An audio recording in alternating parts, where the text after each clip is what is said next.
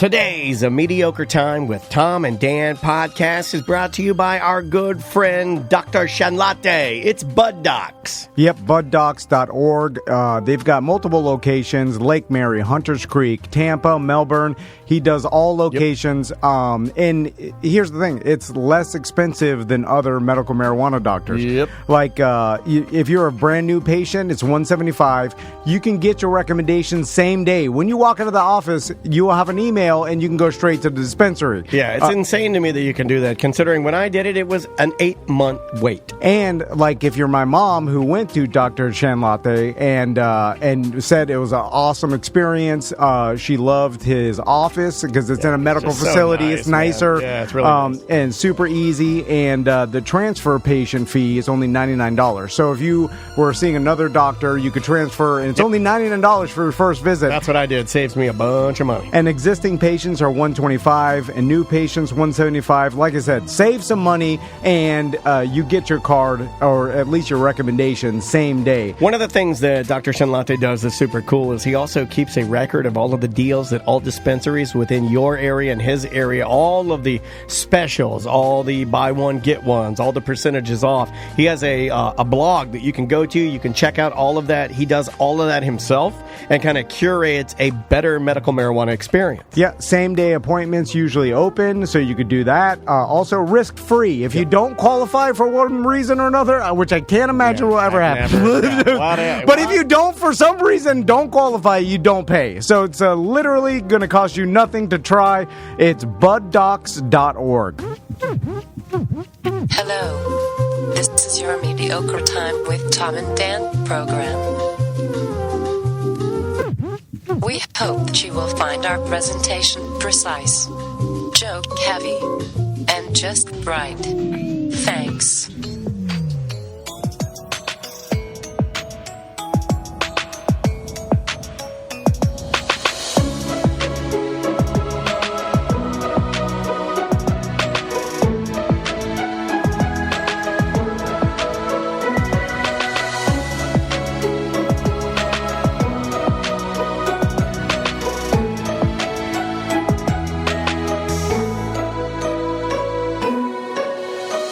Welcome to the Friday free show of A Mediocre Time.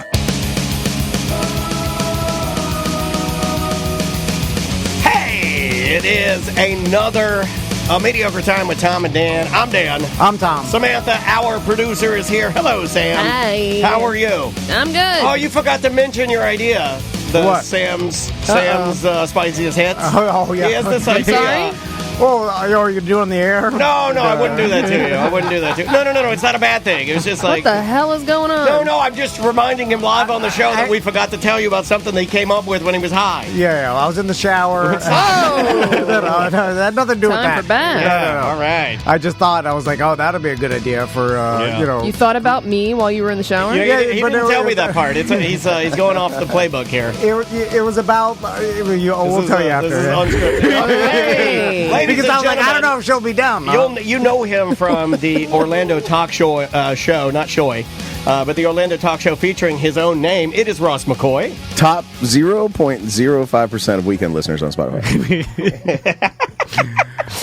EJ's here, too. EJ is here. EJ. His lovely Hey, wife guys. is here. Even better than EJ. EJ's wife is here. Yeah. I always thought maybe you guys want to ask her questions about Disney and decorating and stuff like that. Okay, all right. Well, there's a problem. What if Disney finds out about The it? big They're mouse like, comes after us. Yeah, we then don't I don't need want any- I want you to bully her like Yeah. you do me. No, We well, don't we need like to her. We like her. I spent time with her. I was like, oh my God, that's a refreshing. Yeah. She's Yeah, so why fun. is she with me? That's the question. Did Tom say Disney and not Disney? What I the know. fuck is I happening? know. What is going on? He's He's trying to Relax. impress EJ's Yeah. wife. Hey, I'll fight you, dude. A lot has changed I since am this guy jealous a little started bit. wearing his orthopedic sandals. I He see. wears Don't Ofos. bring What are they them up. called? Okay. Ufo. I'm done with it. I just have to find my other ones. I'm back. I'm leaving these at home. Oh, you're going to Why? go back to stinky leather? Because now I got my wife bullying me on a group text with Daniel and Andrea and putting I was memes laying of in Forrest bed. Gump. I was laying in bed, like watching some football, and I get a text. and I look over, and it's just it's a meme it's a meme video of an old man wearing like the black Velcro shoes, and he's like, "These is the most comfortable shoes I've ever worn." And then she said, "That's you." No, well, it was Forrest Gump from the it was movie. Forrest Gump. Saying, His braces are coming off. No. These are my magic shoes. No, it was him saying those look like comfortable shoes, back the most comfortable shoes you've ever done. What like which that. I don't The like. lady says my feet hurt. I don't think you could meme that to ruin your career. Anyway. Oh yeah, Forrest. Anyway, so I'll be at Toll Road Brewing tonight at 7 if you want to come have a beer with me. now he will be in his pajamas because he will be fresh from the Polar Express. No, so make sure you not pull that. his flap down in He's the back. really been Christmassing it up the past couple days. Yeah. I saw you met the Grinch last night. He's like, you're like And me. you didn't look in the mirror. It was the actual Grinch. Ross. That's a nice looking Grinch your school had. What's a Grinch like that called? That's a high dollar Grinch you guys had out there. When did they start? Because now, they did this trunk or treat for Halloween It's, at my trick kids' or school. treat? Well, no, it's called trunk or treat. Trunk or treat. It's like trick or treating, but with all the fun removed. It's Trump. Exactly. It's Danger. Trump or Don't give a treat, treat? right? Isn't it Trump or treat? No. It's Trump or yeet. So Here's a Diet Coke. and now they a lot do of the it, costumes are just MAGA hats for whatever reason, but yeah. they do it for Christmas too, and What do they call too it? many things. It was called Winter Wonderland. I saw it. Yeah. And a lot of people go What do they call it for Christmas? Like drunk virgin birth? Or like it was just Winter Wonderland. it's a trunk or treat Christmas. Anyway, Christmas edition. the best part of trunk or treat is always the mom who doesn't know how to turn off her interior lights and has a dead battery at the end of it. Oh, yeah. I'll help her out. Yeah. Hey, Coach Danny. Hey, you need a jump? Need a jump? yeah, you got to turn on your engine every once in a while and let your alternator recharge your battery. I don't need to. So also we have new merch, the Beer Fest T-shirts or whatever we had left, and Sofa and Suds T-shirts, some hoodies, and God, those anything hoodies else. are like, we're out of smalls. Mm-hmm. Yeah. If you're going to get a hoodie, I would get it now and don't wait on it because they'll be gone and then you'll be complaining. And I'm sorry, I thought we ordered enough, but Well, they sold a lot at the Beer Fest because it started once it got cloudy, it got cool, and then Eric said everybody's buying hoodies. Next time it rains, it's Tom and And Dan we were umbrella selling day. them I'm way too cheap. Umbrella. My God, they were just flying off the shelves. Eric was like, "I need help. We can't handle it." You're We were right. selling for $25 goddamn dollars. That's why they're Okay, gone. no, That's ridiculous. That is the dumbest thing we've ever done. It should That's only $5 more than a regular T-shirt that we sell. It was 45 online, 35 at the event, but somehow it got fine. fucked into 35 online, 25 at the event. It's because I get these advertising. emails, and no, that's done. We need money, goddammit. We don't need advertising. Doesn't get shit. Look at us. Not good billboards is what you're saying. No, I'm just saying. It's just, what does that do for? Oh, you wear your hoodie around? It's a $25 hoodie around town doesn't do nothing. Anyway, so what was I talking about? All right, I don't know. You were plugging New all merch. the We all also the merch. have the new black slouchy beanie. There's yeah. only maybe 20 of those, I think, Yeah, or something. they're selling fast too. Yeah. So- I could not pull that off. But what else? Have you Let me see. tried? Do you have one? We have Do one we in have the one studio. here? You want me to grab Will it? you try it? Because I bet you will You'll look laugh like at- you're I all will gonna bet laugh you will at look me. like a coffee house lesbian if you put it on. And I mean that with love. I mean that with that's not a bad yeah, thing. yeah. I just think if you put it so the slouch, Sam, put it on him right. Okay, hold on. Sam, put it on him You right. got to get it over that pump. No, he's got to leave his pump out. Just the tough. You got to it's like leave. that biker Savannah knows how to beanie. put it Yeah. I do the full. I do full. Kanye. Yeah. It's a bakalaka. Let me tell you. Ross is going to do Alex Jones for you. Now every time I try to go to break, just whisper, "I like Nazis." I like the Nazis. Wait, that fool. I can't see really. Oh my can't God. pull this Side off. of I it. look like Oh a my fool. God! Hold on, I like this. Hold on. I can't. How does the other side look? No, come on. You look like you just woke up to find Santa at your window. I You look like it. Bernard. You look like Bernard from the Santa Claus. Too baggy on top. It's a slouch beanie. I know, but I'm not cool enough to pull it up. Daniel's laughing at me. You're not even cool enough for your polo shirt, What are you technically. talking about? That's true. Oh my God, I can't stop laughing. Yeah, those All right. beanies are great. Sam likes them. Ladies, if you got a lot of hair, guys, if you got a big noggin, you're going to love it. And I'm calling this This is our. This is definitely the. This is the blatant advertisement beanie. It just is TomandDan.com. We're not fucking around now. Tom's right. We need money. Well, so we all of our merch from here on out is just going to say where to find us and how to give us money. That's where we're at. You should just put like a Venmo code on a T-shirt. Just that. They're calling you College Days Rosie O'Donnell. Oh, you motherfuckers. Rosie at Rush. It's Rosie at Rush. Rush Week Rosie. So, Daniel this week showed me a video, and yeah. I did. Were you in the shower? And you know what? It's funny. Yeah, it's funny that they have so much new content on BrattySis.com. So we like old Florida shit, right? Yeah, and then we definitely like the time period of like the 60s because it tiny seemed, shorts. It seemed like speedboats, tiny shorts, fishing. There was no real rules either. No bras. Beautiful women with big titties. It's just the 60s were rad. They're like, except for look at the spring. Racism. Well, You're a minority. minus that. I'm not talking about that. We're talking about the good parts. Yeah, I'm talking about ruining nature. Okay, ruining the earth. Look at the spring. Drain oil. Pee-pee in it. Anyway, so they also did super dangerous shit all the time. Oh, yeah. And so Daniel was showing me old Cypress Garden video. Well, how I got on the Cypress Garden video is that I think it was around Christmas time. They did the Magical World of Disney, I think. They played something, and then afterwards they're like, and stick around later as Johnny Carson presents a behind-the-scenes tour of Cypress Gardens. Ooh. It's one of those things. And I was like, what? Johnny Carson live at Cypress Gardens? What?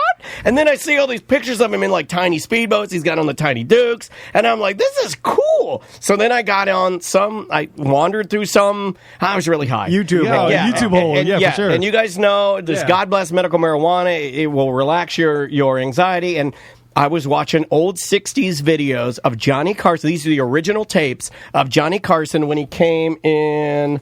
When is this? This is 1968. This is May of 1968. Johnny Carson came and he visited Cypress Gardens. I've got a little bit I can put up here for you. Youngy look. Now, there is no sound because it's the actual film. So in order to see this, you're going to have to go to twitch.tv/TomandDanLive, or you can go to youtube.com/@TomandDan. Johnny is in pretty good shape. Johnny looks great. Yeah. I mean, for smoking and drinking. And look, so they put his whole band underwater. Look at that shit. That's pretty cool. They put Doc Severinsen and the whole band is playing underwater like a bunch of idiots. They ruined the piano for that shot. They ruined everything for that. God damn. Everything ruined. And then the band's out, Doc Severinsen, everybody's walking around. The piano player went up too quick. He's He's got bubbles. Look at the hot girls. He's got all the hot girls standing out there. And so anyway, I'm just going through this video, and then I'll show you what I came to. There's the band. Johnny swims down to play with the band. Was the name of the band the Was Wet? he considered a sex symbol back in the day? Hold on, guys. I think the name of the band was the Wetbacks. No. Yeah, it absolutely was the Wetbacks. We'll go past that. Okay, We're underwater. Here. And the other thing. Holy Okay, So it's a double meaning. so check this out. Oh, the 60s were great. So check this out. Like then I went to little speedboats. Look at these tiny little I speedboats. love those little speedboats. So it's tiny speedboats. Oh, that are dangerous. homeless. So wow. Yeah. But this is when I got Tom. This is when I knew I had Tom. So I'm playing this video, and he's like, what? And we had a shit ton of work to do. And he comes in and he's like, what? He dropped everything. He's like, let's watch some fucking 1960s Cypress Gardens. Also, it was a time where like Johnny Carson, and even in the 1960s, was like coming up in a celebrity. Like they don't want him hurt. They don't want Johnny Carson to have a propeller rip his face off, but they'll let him just speed around in a tiny, rickety two-stroke, 80 horsepower Johnson & Johnson's mini speedboat. Here they come. They're coming back. They're like navigating the waterways out at Cypress Gardens. Here they come again. They got to wear a little white helmet. Why is the helmet white? Does anybody have one of these that I can get? Because I want to go to Disappearing Island in one of these. We'll do nothing once you're floating upside down in the lake. As soon as the engine hits the wall, you're So done. He's praying to save. He's drowning. But The this motor isn't- has to outweigh the boat by like 8 times. Those are really light boats. But this is not where I got Tom. Where I really got Tom and where we really got interested. So they do this little interview with the boaters here. They talk to him. You know, They look like American Gladiators. Okay, here we go. This is it. Okay, yeah. So watch this, Ross. Okay. You'll love this. Okay, Ross, this is... I've never seen this, by the way. I've never seen this before. So these guys have skis, and then they're letting out the lines, and then they have what appears to be a child's kite. Yeah. It's a child's kite. Like a straight-up Ben Franklin trying to catch a lightning kite. On brand, but Ross. a giant. On brand. Yeah. But Thank giant. you. Imagine a giant Ben Franklin kite. Like if in a cartoon they said we should fly a guy on a kite, this is what they would make. Yeah, and okay, there they go. There they go. Like, guys, look. If you look at the screen, you can see. There they go. They're going. So hold on, push pause right now. Okay, Push hold pause on, because pause. I'm watching this and Daniel's like, watch this. So now they are pulling in an Tom, old. it's like as if Tom was watching Jesus rise out of the earth. You were so excited by this, dude. They're pulling 4 different skiers behind like it's a small ski boat, but it's one It of the might be 1960s, like, like inboard, outboard, or maybe the total inboard ski boat. Wait like till you old see the ski boat. nautique. When you see the boat, you're like, holy shit, if I had that right now, I'd be It's the doing a biggest- wheelie. It's fucking awesome. And all the skiers have the Ben Franklin kite, basically The diamond. strapped to their back. Which, let's talk about the Ben Franklin kite for a second. I had Ben Franklin kites as a kid. Maisie had a Ben Franklin kite. They don't work. Ben Franklin kites do not. I don't know how to get them to work. Yeah. If you could write me, show at TomandDan.com. How do you get the thing to stay in the fucking air? I've never been able to do it. It doesn't do anything. Gotta have a tail.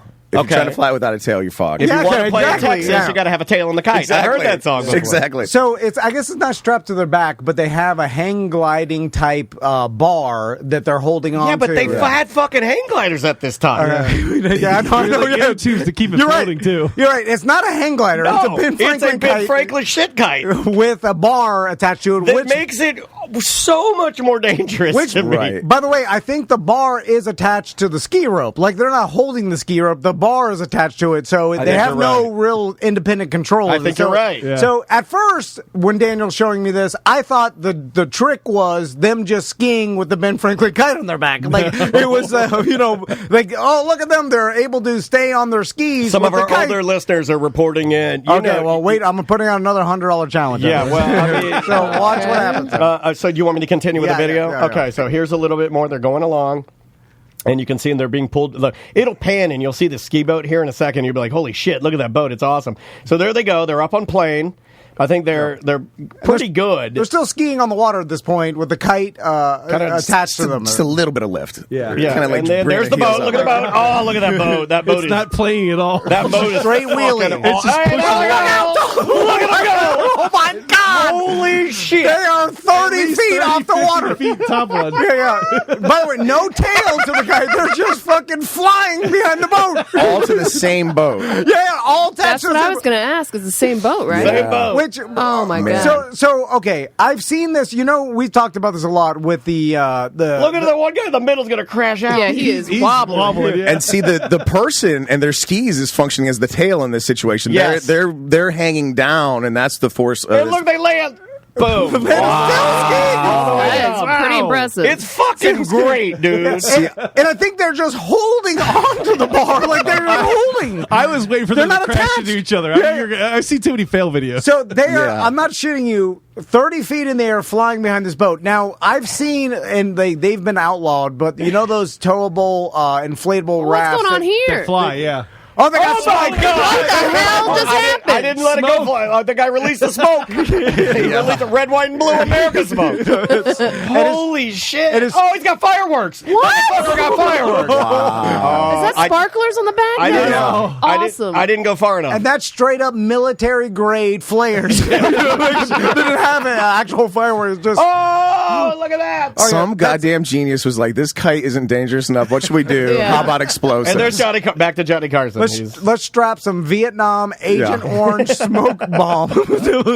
So Crossbody. like I've seen the towable raft that people can fly behind. They got outlawed or whatever. Yeah. And then one person will fly, and they'll never get as high as these guys. But these guys go high as hell. Oh, But yeah. they'll get like 20 feet, but inevitably it'll start to go Roll. back and forth, wobble. They'll get a death wobble, and then it will just straight up sling them full speed head first into the water. That's why they outlawed them, because people are dying Yeah. left and right. Like Or even breaking their those, necks, for sure. They're trying to do something about the kiteboarders. I don't know if you saw Kook Slams this week. There was that dad.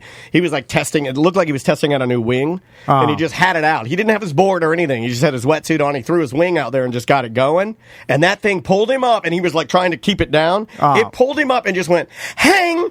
And just whipped him, and he's like dead. Just dead. Jesus Christ. Now, I did find in searching for this, because I knew you would want one of these for the show. Okay. Right? Isn't that kind of what you like? Or we can talk to somebody that's done it. Okay, Can we find a... Like, I want to interview someone that was the actual skier that flew the kite. Because now I have some audio. Check this out. Those real men are dead for sure. All dead? All of them? No one's alive that's ever done this. Maybe the guy on the boat, but none of the kite flyers. So I researched this. Check this out. You might like this. One of them's got to be alive, right? They all died of lung cancer for sure. This is around the same time. For sure. This is only 3 years prior. I found a little video on it. This is back at Cypress Gardens to kind of give us a history of this. Love the music. Skiing the Skyways. Here, he'll give you a little info. Watch, or listen, rather. The year 1958. The place, Florida Cypress Gardens. A great new water sport was beginning to come of age. Sky skiing, a thrilling byproduct of water skiing. The Wright brothers of ski flying were Paul Updike and Vern Crary, credited with the first ski flights in Sacramento, California during the State Fair of 1951. But credit for advancing the sport definitely belongs to Cypress Gardens, Florida. Yeah, bitch! Us! That's us, man. We are the kite skiing motherfuckers. We are the skiers of the sky. Is that the U.S. National men's team's logo on his shirt? That guy's got that guy's then. Official United States Sky Skiing Association shirt. Yeah, I don't like your tone. Take it serious. Waldo Take it serious. The kite doesn't even look big enough to pull one of these dudes in the air, but they do. My dad would have done this. My dad was he loved those skiing guys are so 120 much. pounds for sure. You guys have seen the picture of my dad skiing with a cigarette, no hands? Found a guy, Richard Johnson, still flying through the air. Dick Johnson. That was 2019. Yeah. So Old Dick he's still alive. Old Dick Johnson. He's 106 years old. He got through Corona. He's still doing it. Yeah. My God, he's as old as someone can Louis Black's mom. The only question is, did this end because the guy did a hard 90-degree angle and hit the water hard, or did a rope snap and somebody flew off into the sky and it was never seen again? That's the only two ways this ends. Yeah. I have no idea why it ended, but I definitely want to interview someone who's done this before. This is our white whale right now. What's weird? This is like so the cowboy. $100 value? Well, this is another $100. I'm going to go to Legoland this weekend and find a person that's still probably working there. Man, it's weird Cypress that Gardens was dope in its heyday. Okay, I see a lot of shit on TikTok, and I've never seen... You would think someone would have one of these laying around and just do it, just to put it... Cypress Garden definitely has, like, some storage room where all these fucking kites are. Might have a museum of some sort. If you have the key to that room, please call me. Oh, these guys fucked, dude. He's like, every night was a party. Everybody there was young. This guy is so buff. Dude, Tom, I wonder if that's the guy that I'm looking at. You have the body of a sky skiman. Look at this guy. Hold on. This is Ken Thibodeau, an early Gardens pioneer.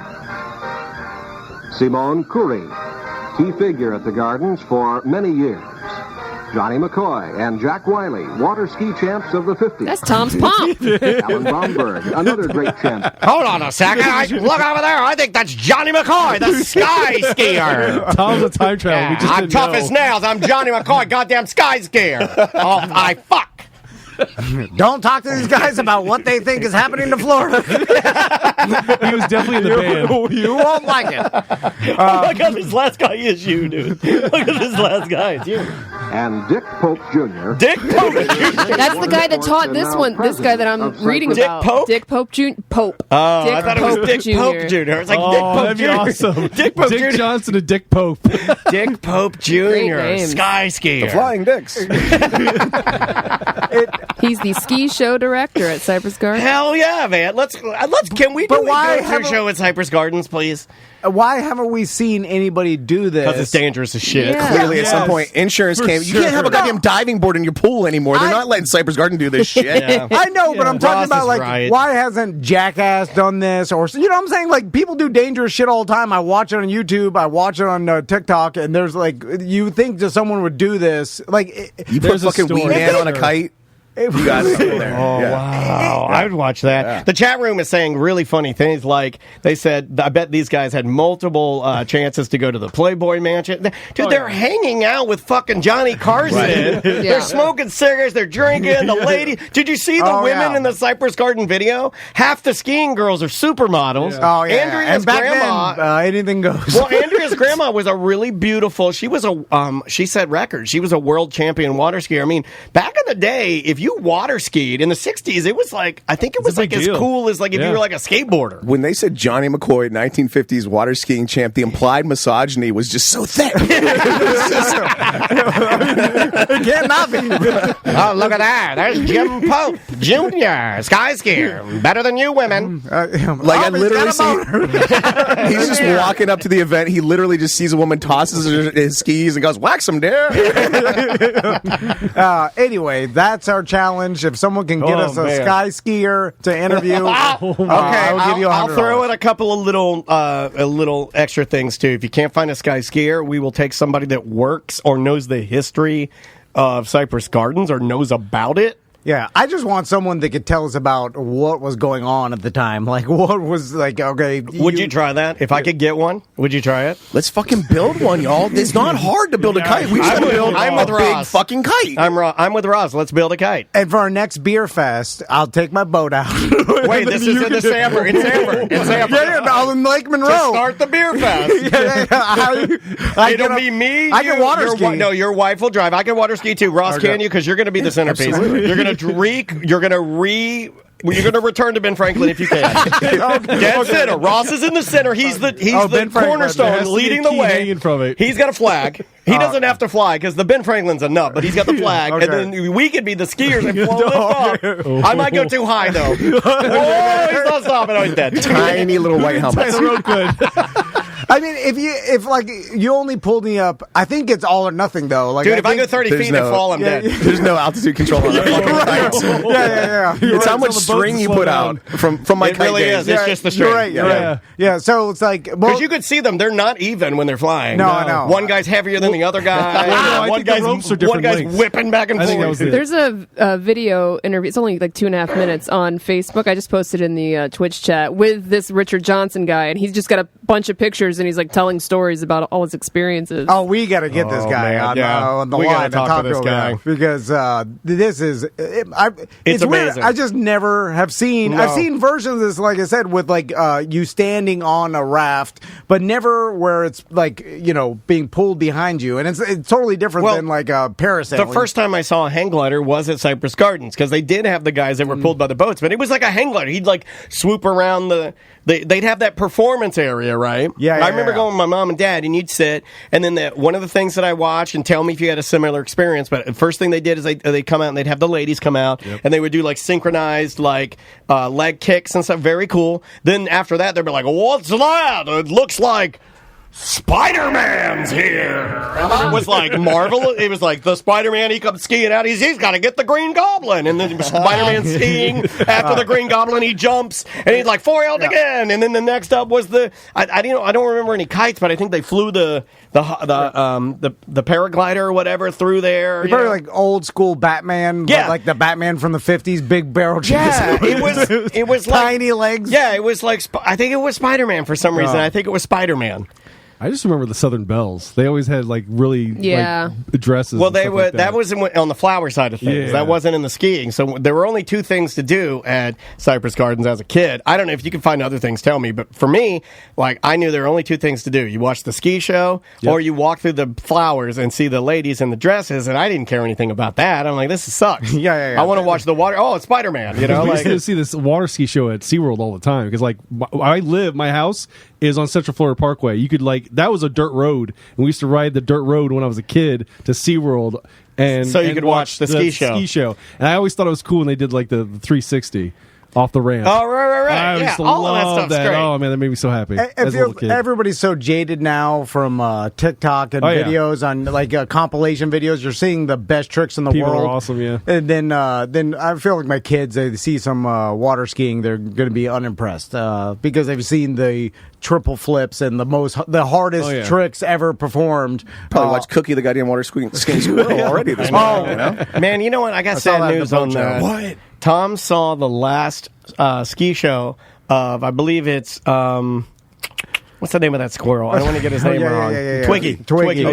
Twiggy. I saw his last performance. You saw his last performance. Guess what? He's out of retirement. This motherfucker's just like Kiss. He's back. It's a different Twiggy. It's a new one. This one looks like its feet are glued.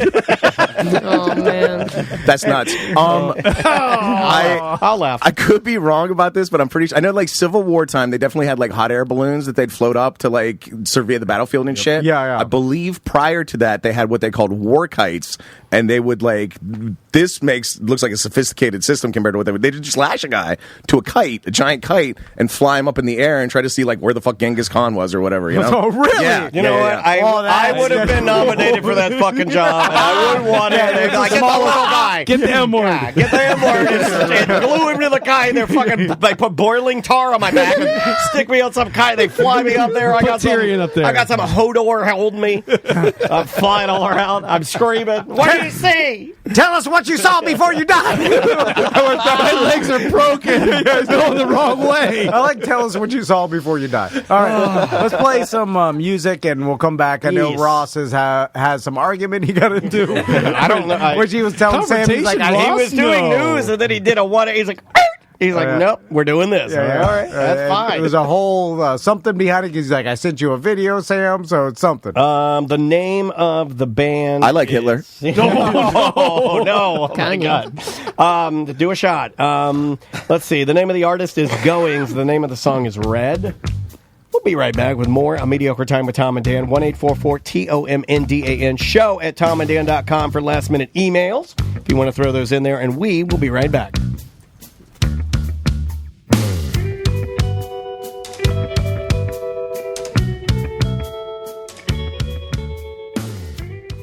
You know, it was a sad day yesterday finding out that Germany is no longer in the World Cup. But I will tell you that there is no place finer to watch World Cup. Have you seen Theo every single day? He's like, hey, Germany's out. Let's go USA. I'm ready. That is the place. Go get your German food. Go get your amazing German beers. Go visit the market. There's so much to do in the Halle Block, as they call it, because, man, they got the compound in Sanford. Yeah, Hollebox, Willow Tree Cafe. Go up to the beer garden. I mean, there's nothing more Christmassy that I could think of than Hollebox Beer Garden. Sit on the rooftop, like at like in the late evenings. Get yourself a nice cold beer. Yeah, a dessert. Yes, maybe. those. Yeah, I mean the holiday desserts, cake or a pie, a streusel. Yeah, Chef Pat makes delicious pastries. Also, you can go to the market and then get traditional German groceries. They got spaghetti ice cream. They've got to-go meals if maybe you're running behind, but you still want to eat like some delicious cuisine. They got it all there in the market. Yeah, the Outfitter if you want any Lederhosen. All the German clothes and stocking Steins. stuffers. Yeah. A lot of people, like I know for a fact that every year I get Haribo gummy bears in my stocking. Every year I do. Yeah. I prefer it if my wife got them at Hollebox because they're the real German ones with the better flavoring. Straight from Germany. They got the better flavoring. Great stocking stuffers there. They're just good ornaments. People. They got everything. Yeah, and go support them because here I'll tell you something. They got hit pretty hard with a hurricane, and they had to do a lot of finagling, and they had to do a lot of cleanup, and and they were able to turn it around quick. And we owe it to them as sort of as a partner to go there during the holiday season and spend a little money and have fun. And when you're there, ask for a Tom and Dan pen. It's me and Daniel as two beer steins drinking beer. Which I don't know what that means, but it's the Inception beerception pen. Just ask your server. That kind of tells them that you came from Tom and Dan. It's an easy way. You can take a free pen home. It's Hollebox Willow Tree Cafe in Sanford.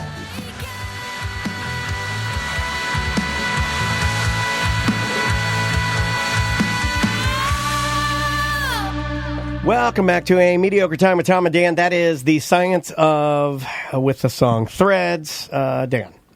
Tom, we're going to be at the Orlando Solar Bears game December 16th. The whole show's going to be out there. I believe Ross and his family are coming on the 16th. Goddamn right. And if you want to go with us, get tickets in section 118. You can go to tomandan.com and buy your tickets there. Would you sit on the glass with me and bang on it with me and Maisie and make Tom uncomfortable? I will. As long as, you got to use your ring.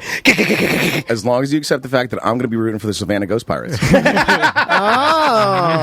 Rival. You're dressed as a fucking ghost pirate. Got a big ghost ship on. He's like, boo, boo.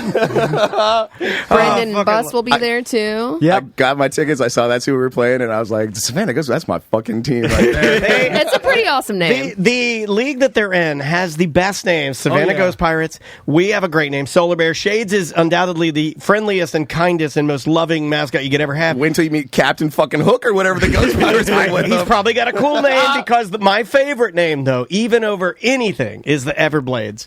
The Everblades that's just It's fucking great, great. It's dude. great. It's just so good. Listen, we pulled some strings. We're going to have Shades come to our section and shake some hands. Oh, or maybe pose with a ghost pirate.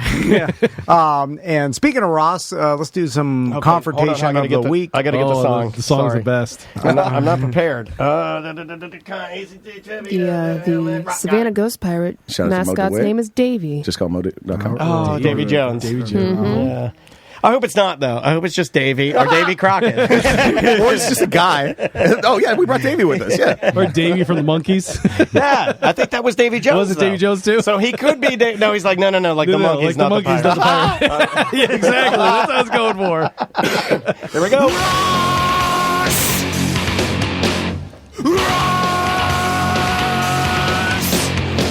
What do you mean? You need to see ID. No, I won't get my wife. You'll deal with me. Ross's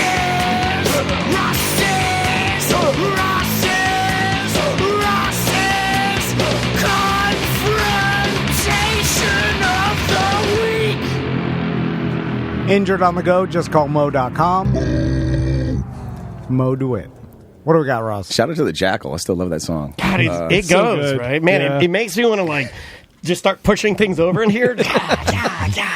Man, it was a big week for confrontation. I got in a fight at Publix. Wow. I got in a fight with a landscaper. Shopping is a pleasure there. How do you... You got in a fight with a landscaper at Publix? This is just a quickie. I like a warm-up. This is just a quickie. This is a morsel. An aside.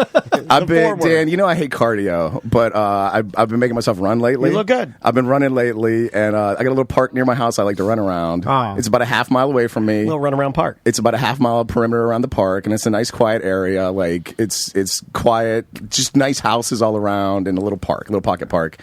And so I'm running around my park the other day, and fucking, like the second time in 3 days, there's a fucking landscaper cutting one of these goddamn $1 million mansions next to this park and blowing the debris, not just into the street, into the fucking park. Into the fucking park. Rich people, that's what we use parks for. You dump our your trash garbage right there. Now, why do you think But we my take our grass kids clippings there. It's Grass Clippings Park. Yeah. I'm running. There's moms. There's people walking dogs and shit. And this asshole's just blowing. And then again, this is the multiple times this happened. Fucking run in here. So like, I just got pissed, and he did like my second or third time by him where he was still blowing shit into the park.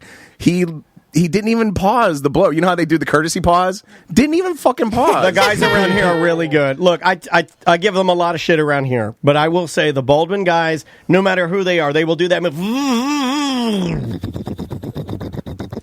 until you walk by. They'll just let the thing roll, you know? So I didn't even get the pause, and I got mad, and I yelled at him, "You're supposed to rake that." And he back it up. Yell, back it up. That's Buddy Dyer. Of course, he didn't fucking hear me, and I'm running, so I'm like, I'm a block away from him by the time he goes, "What?" And I go, "That's illegal!" Like it's all just while I'm huffing and puffing.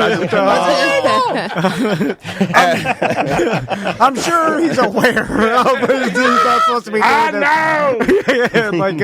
It's just Here, go jog and fuck off. I think the whole point is once the clippings are off the property that he's being He don't paid to care. do. Yeah. By the way, it's not the owner. The owner like, just pays whatever lawn guy. Man, blow it in the streets in international waters. It's really bad though. I was leaving here one day, leaving over here where I park near our mailbox, came down, and I always loop around the really expensive houses over here.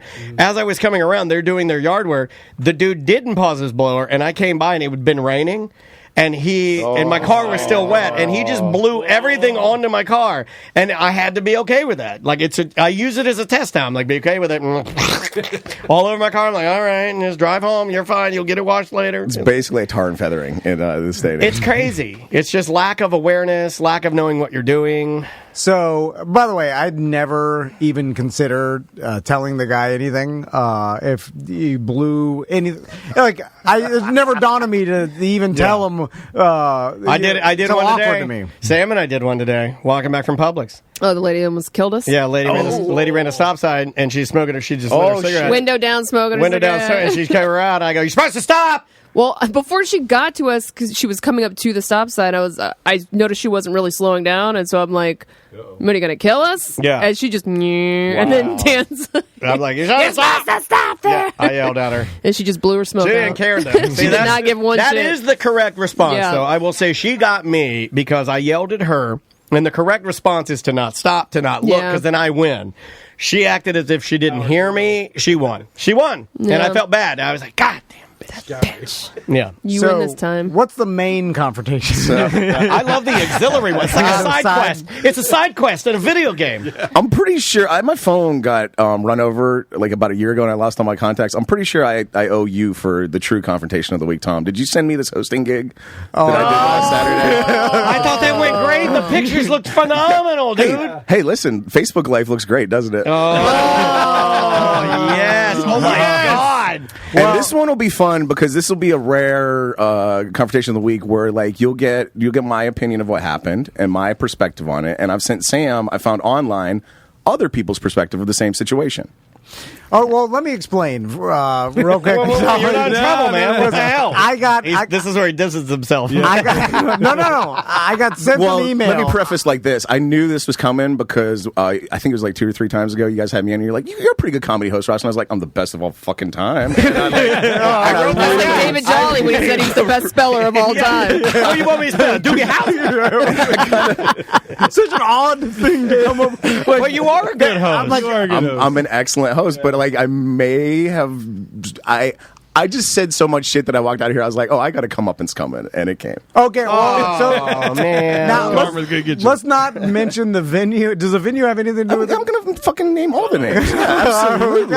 All the partners with us. Well, the House of Blues is awesome, and fucking everybody at the House of Blues, Zach, the stage manager, everybody backstage at the House of Blues is great. As a venue, fucking amazing. I fucking love the House. And by the way, this show, Channel 5, they're great too. They're great at what they do. Okay, all right. I have no beef with anybody involved with any of this. This is simply what happened to me. Okay. So I'm interested because I got this email before. I looked at it, I go, well, that went well. All right. And listen to at the end we'll dissect, and it didn't go poorly. So like it's just more about what happened to me. So the email I got, which is the bit. To be fair, it was like we're here to talk. We got the relationship with the House of Blues. They're a great venue, and then amazing venue. Yeah, this event, picture perfect. One of my faves. Backstage, they were prepared for fucking anything. They handled shit like it was a great venue. And I got an email, and they were asking if me and Daniel wanted to host a Q&A for an act. Are you crazy? There's nothing I'd rather do than host a fucking Q&A. I didn't even ask Daniel. That's how much I know. By the way, when someone asks if me and Daniel want to do something, I already know the answer for Daniel. It's always the thing is, like, I'll know Daniel's answer. Yes, if you ever leave this area because there's so much stuff involved with it. But also, there's a certain amount of things like,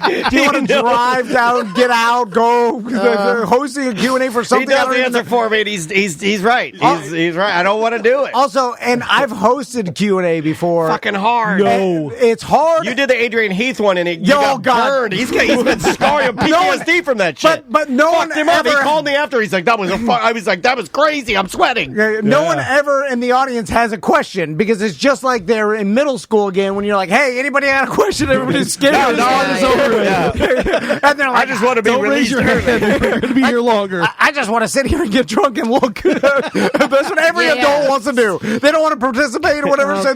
So then you're floundering trying to get like, come on. And then you're yelling at the audience. I've done this before. But if you do raise your hand, you better fucking have something. Yeah, yeah. I went to a it's comedy show horrible. last night where they asked the participant to raise their hand for something, and then they had nothing, and then she just shamed them for like 20 minutes. Yeah, yeah, and she yeah. kept going back to it. Like, why are you wasting everybody's fucking time? And then you know who everybody gets mad at? Not only the people on stage answering the questions and the people in the audience, they get mad at the host asking them. Like, you're the moderator. Yeah, you should have been ready for this. I'm just you. Yokel with a microphone. No, that Adrian Heath thing that he used to be the coach of the City, right? Orlando City Lions. And when you hosted that, if it goes poorly, I usually go, well, the fucking host isn't prepared for this shit. This is a fucking hunk of shit. This guy sucks. Shouldn't you just pay for plants in the audience at that point? Well, Tom used to write his own questions. He's smart like that because he used to practice. He'd write questions. You could have sent me. I would have been in the audience and asked some dumb questions. Didn't have enough time. Yeah. Didn't have enough time. Yeah. But what happened to you? So It's not. We're not even in my confrontation. My heart's already hurt. So then, So Tom wasted too much of his time. So I was like, this seems like a horrible gig. I got the perfect person for the job. And by the way, as I describe every Lost action first time. I end up taking, imagine yourself and Dan doing any of this shit. Oh, man. Yeah. He knows what I'd be. I'd be yelling at him. I'd be like, what the fuck, man? But it was a paid gig and there was money and there's only like a free Nice. thing. I do like a paid gig. So I was booked that weekend. I was booked for that Saturday, and I get this text, hey, you wanna moderate a Q&A at the House of Blues? We're gonna pay, I don't know, 3 or 4 times what your gig that you're booked for is gonna pay. I was like, fuck yeah! So I back out of my gig that I'm doing. A couple of hoops to jump through, and I get confirmed to moderate this event at the House of Blues. Some of you guys probably listen because I got 2.5 million goddamn viewers on YouTube, Channel 5 Live. Huge. I don't know what that is. They do okay. So this guy Andrew Callahan, he got to start I think in New Orleans. He did your standard like drunk in the street interviews. That was Okay. kind of his genesis. Do you remember the guy with the curly hair that did he do the videos on Bourbon Street? I'm looking him up now. And then- I'm not really that familiar. and then he started. man, he's Sorry. huge. He started going to like cons and stuff, and then the one when I started looking in because I didn't know either. I looked into him. The one that I remembered was when COVID first hit. Remember there was that like viral story that went around of like spring breakers and Yes. like some dude on the beach was like, "Come to Florida, man! COVID doesn't fucking exist here. Yeah, party, dude." Yeah, that was a Channel 5 joint. Yeah. So that was Okay. kind of like the viral thing that I knew. Yeah, him and from. he's like friends with Boosie, but even beyond that, he's friends with. But we'll get there. Oh no! We'll fucking get Oh, there. I'm sorry. I didn't know I was tiptoeing. You know what? Fucking get there, dude. I am so sorry.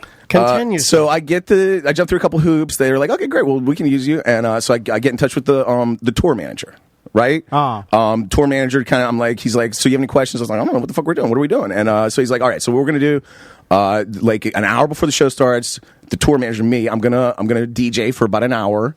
After that, we need you to run out on stage. You just do like a hey, what's up, you guys? How you doing? Welcome to the House of Blues for Channel 5 Live. And then you introduce a video. We got a 13-minute video plays. You come back out. You're like, hey guys, did you like the video? Here's Andrew Callahan. You intro Andrew. He comes out. He plays a preview of like his new movie that he's working on, right?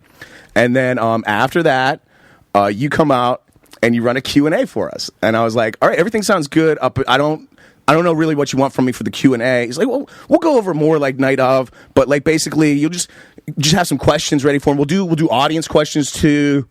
You can ask some stuff like marry, fuck, kill if you want to. Like ask him what's your favorite thing in Florida. I'm like, all right, I think I got what you're looking for. I can handle this. I'm not hearing anything that would be a red flag, really. I mean, like, I'm being serious. Like, this is all shit I know Ross can do. I feel good about it at this point too. Yeah. I'm on board with this. Well, because you've hosted a million shows and then he's also hosted some shit shows, and I know he knows his way around a shit show. Also, I've done this. I've come in here and brought you guys news story. Here's a story about a Nigerian guy trapped in a boat. Oh, there's a bit of improv. Yeah, here's some stuff that you guys can bounce around and fucking build on, and we can talk about, right? Which that seemed like the job to me when I got this assignment. Oh, so listen, here's my cheat sheet. oh my god, look at Tom's already so nervous. I'm like, oh god, I'll never get loans again.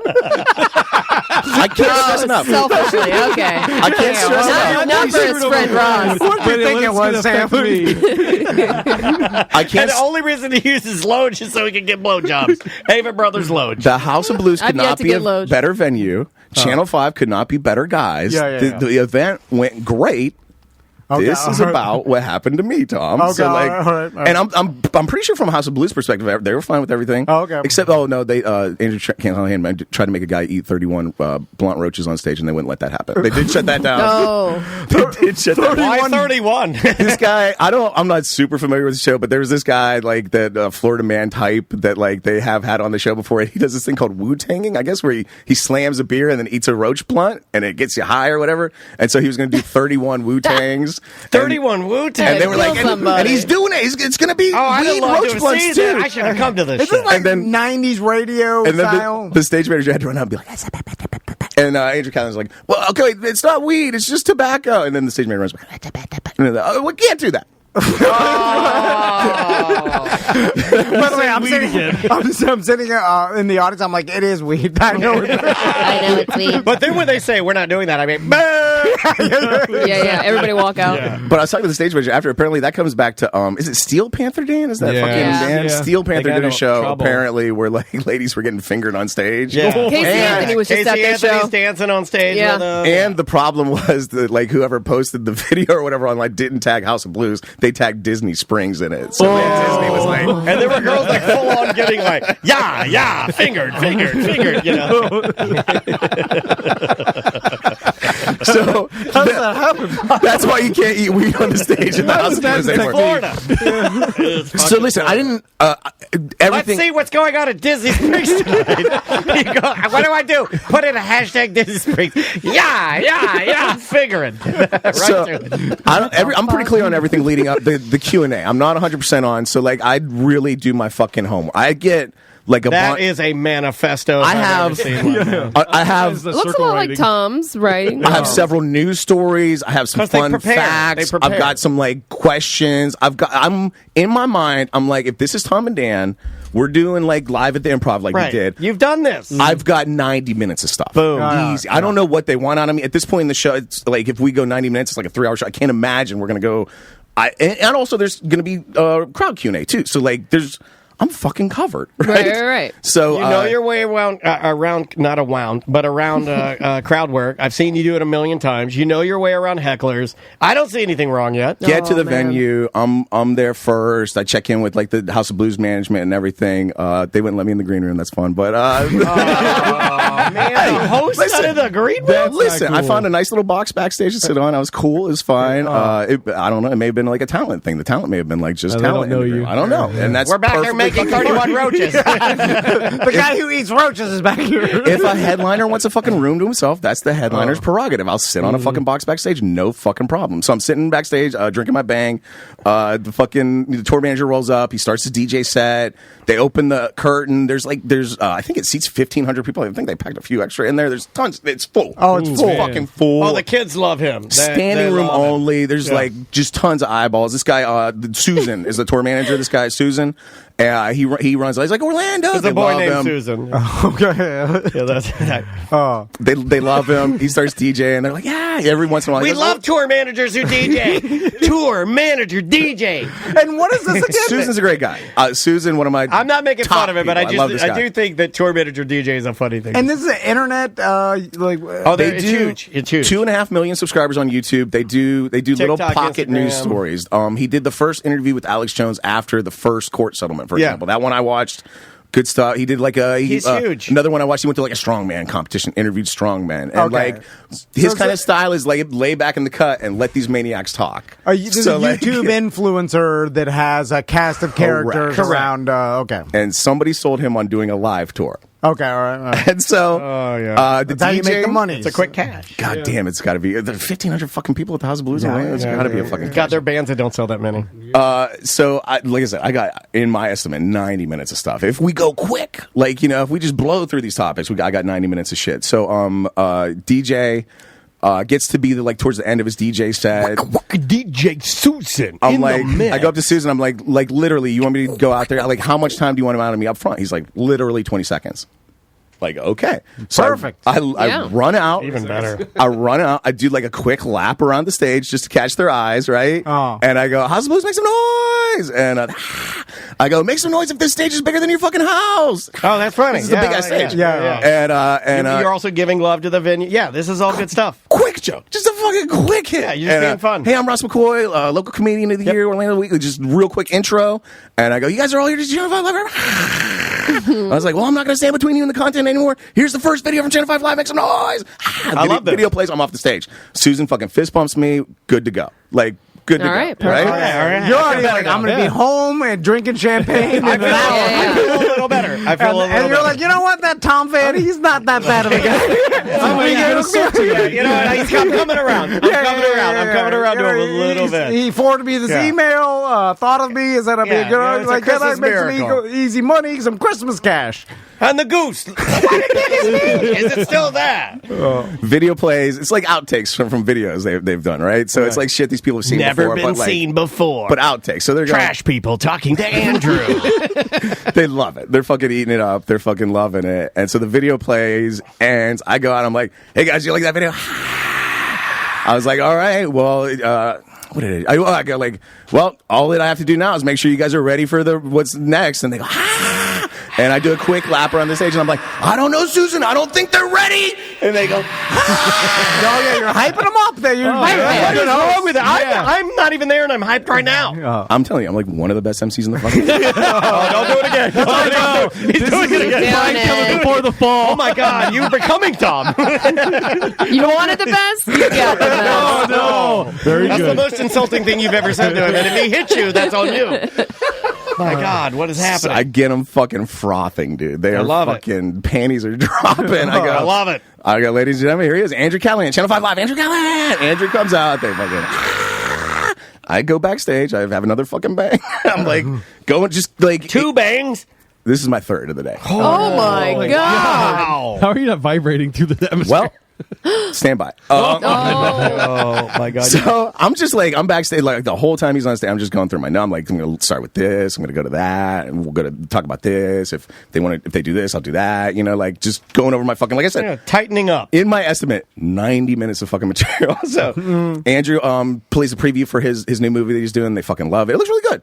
It looks really good too. I'm watching a little bit of it. It looks His really stuff good. is really funny. I laugh at it. I think he's a funny dude. Like I think the whole idea is funny. He comes back to take, like, the video stops. He like buzzes off to take a piss. I come out and I'm like, hey, how was that fucking video? You guys, I was like, listen, when it comes out in Orlando, we're all going to see it together.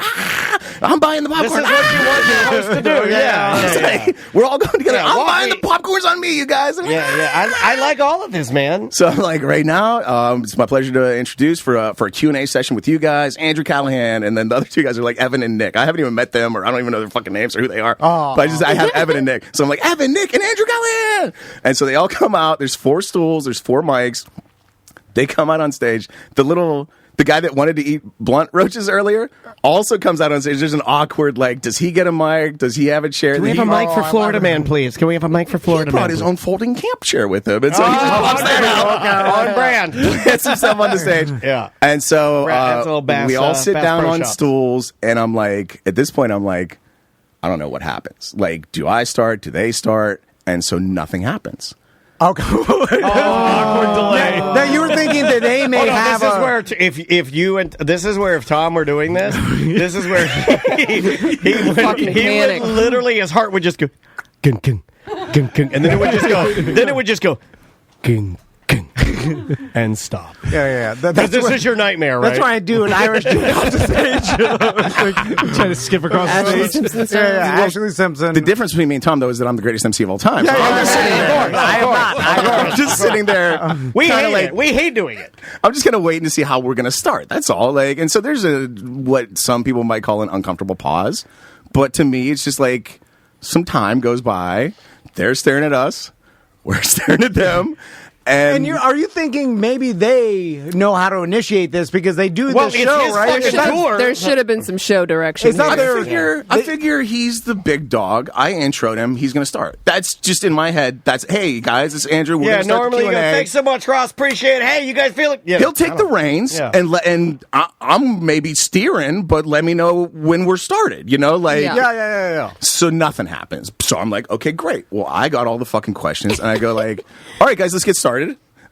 And I'm like, but hold on, can we talk about that for a second? Because I really like that. That's my worst nightmare. No, but I really like what he did because I want to talk about the seriousness of being in that, because I know there are a lot of people listening to this right now that I know you're frozen in fear hearing what Ross is doing, but that is not everybody can do that. And I admire the people, and I can do it. I admire the people that can go like, well, nothing's happening, something must happen. Here we go. And you have to fucking do that. And I just read this really interesting book called Blink. But what's the 10,000 Hour guys, EJ? You know what I'm talking about. He wrote this book, Blink, about instinct and first impressions and stuff, and it basically boils down to like it's pretty much it's the other dude. It's pretty much the same thing as the 10,000 Hours thing. Like Malcolm Gladwell. In situations that will make you freeze up, like as a cop, and like pull your gun and like have a guy under the gun situation. The only thing that really works is like repeated training at it. Mm-hmm. So like if this had been my first time staring down 1,500 fucking eyeballs looking at me in silence, I would have been just pouring sweat and heart pounding. Yeah, freeze. I've been there enough times that I was like, whatever, I'm going to go home after this and smoke a fucking bowl. Like, no matter how this goes. You understand what you're in. Yeah, you're the king of uncomfortable moments. You're born for this. Look, I went to an open mic, what was it, last week, like the day before Thanksgiving, and I was cringing so bad, and it was nothing for us. I told Sam, I go, that's the kind of stuff I enjoy. Whereas the worst thing you've ever witnessed. I'm not elevated like you. I don't want to host it, but I do want to sit there and like watch. Feel the energy go into me. So, Ross knows I like that shit. I've seen too many bad comedy shows. Me too. I want to absorb it. I want to absorb the comedians yelling at the audience and saying, well, that's funny. I want to absorb all of that. I want to absorb Ross going out and chastising the comedians for yelling at the audience for saying you should have laughed at my shit. Yeah. Now, is there any like stage manager? What happened to Susan? Is Susan telling you? Where the fuck are you, Susan? Susan's around. He's like he's working like tech and stuff. He's doing and also like shooting B-roll film and stuff. Susan's like working his fucking balls off. Okay, so he's not giving you direction of what to do next. At a certain point, Susan does come up and whisper in my ear, "We're not doing audience questions anymore." So that we'll get to that. Are you? We'll get to that. Fucking kidding? I'd walk right off. Stage direction. No prep. Everything we talked about is different now. What do we know? Why are you telling? Everything I told you is a lie. Maybe you should have told me in the green room when you invited me in there. They're looking at us. God. So listen, I go. You're ruining the show. I like they put it on you. What the fuck are you doing? What do you mean? I'm saving your ass. You had no fucking plan. Tom Van forwarded me this email. How could it go wrong? You transferred the orb. So Ross is sitting up there on a tiny stool, and then Susan walks over and whispers, "I like Hitler." Oh my god! So you're fired on all accounts. All right. You guys are all over so much shit. Okay, sorry.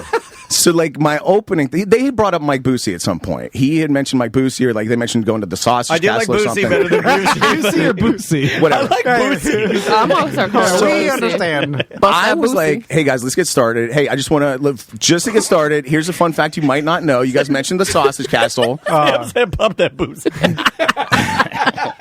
QS BTM says, abort, attach yourself to a kite. Oh my god, if you'd have flown away. Oh my god. Like Kite Man. I go, you guys mentioned the Sausage Castle, and at this point, Andrew goes, yeah, hey, Mike's Boosie's supposed to be here. Is Mike here? And so, like, we spend. I'm sorry, I didn't know that was part of the story. We spend some time looking for Mike Boosie, and that he's not there. And so I go, all right. Back to the show. I just want to let you guys know. I don't know if everybody knows Sausage Castle. Mike Boosie's a hero. He on Veterans Day, he gives all veterans free admission to the Sausage Castle. Everybody gets a blowjob. Yeah. And I was like, and everybody's like, yeah, we know. And I was like, I'm like, what you might not know is that the lady he has out to do that every year, Jenny Jizz, Veterans Day is her anniversary. And that's just like a fun fact that I know that I figured I share with them. Sausage Castle. And her hubby, I think he likes the fact that that it turns him on. So then give the blowjob. They go, cool. Why did you say that? Oh, man. She's married and she's being cuckolded. I'm like, okay. And so I move on. I go to like a news story. I had I think I went to like I had you guys San Francisco police they just announced they are looking for legal document. They want to be able to kill people with drones and robots, and the city council's fighting them on that. What do you guys think about that? And so you're doing news now. The people still sitting on stage. Now you're doing like Larry King with Andrew and the guys. Hey, let's talk about robots fucking killing people. You know, like fucking police using robots or whatever. Because they've given you no direction, right? Other than we're not doing these questions anymore. Andrew goes, I don't like that. This sounds like a fucking setup. A little bit of a pause. It does sound like a setup. He goes, I don't think robots should kill people. And I like a little bit of time go by, and I go, all right, yeah, but what about the police, Andrew? The police hands has got to be better. And he goes, nope. Hold on. Yeah, they're icing them. I don't like this. Hold on, man. Yeah, fuck these guys. Was this supposed to be me and Daniel? Yeah, they were gonna clown y'all. And then somehow, I'm like, what would you have done, dude? What did I say to Forrest when we were on the beach? Forrest, I love this guy. Remember what you said. We were on the beach. Forrest, the cowboy, who shoots video for Mo. Yeah, just call Mo.com. Let's see if I got my Mo ready. So Forrest was shooting video. And I was standing there. He's like, we want you to. Forrest is like, hey, I got this idea. I'm just off the dome. Why don't you frolic through the waves and then like come in and then like put your head in the camera and say like, hey, welcome to Tom and Dan's beach party. And I looked at him and I go, I didn't come here to be a fucking idiot. Oh man, that's nothing. That's what I would have said. Dan. I would have said, I didn't come here to be a fucking idiot. Now I understand, but Ross is a pro, right? So once Ross, you hire Ross, he's going to do the job you hired him correctly. And so if whatever shammery is going on, I feel like there's some flam here for sure. Shimmy dog ham. You're going to be like, well, fuck this. You hired. I'm going to do this and power through. And you might. Did you pick up that he was fucking with you, or do you think that he legitimately thought that you were asking him about a question? Like, you know what I'm saying? Like, why isn't he helping you? The vibe I get is that they're very good at what they do, which is YouTube videos. And if there was video involved with anything, they were like, hey, the video, later, when we did get a couple questions from the audience and it was about them, they had some stuff to say about themselves. So, like, the vibe I got was that they're good at, and then most of what we're about to go through, like, it was like Andrew would give me 1 or 2 word responses, maybe a sentence, or I would start to talk and then I would get interrupted with nothing. And also, Nick and Evan, whoever those 2 guys are, not a fucking word. Like, they are statues, not a fucking word out of those 2. They might as well have been corpses on the goddamn stage. So if you don't Andrew's at least talking to me. If you don't do live shows all the time, and Ross has done 10,000, if you don't do this and you're only doing YouTube videos, you do not have the reps to be able to pull this shit off. They clearly know that too, so they hire a moderator to come in and run the shit and kind of ease the transition. But man, you got to give me something. So like I go, here's the question I ask everybody, Andrew. You ever seen a ghost or UFO? No, but I'm open.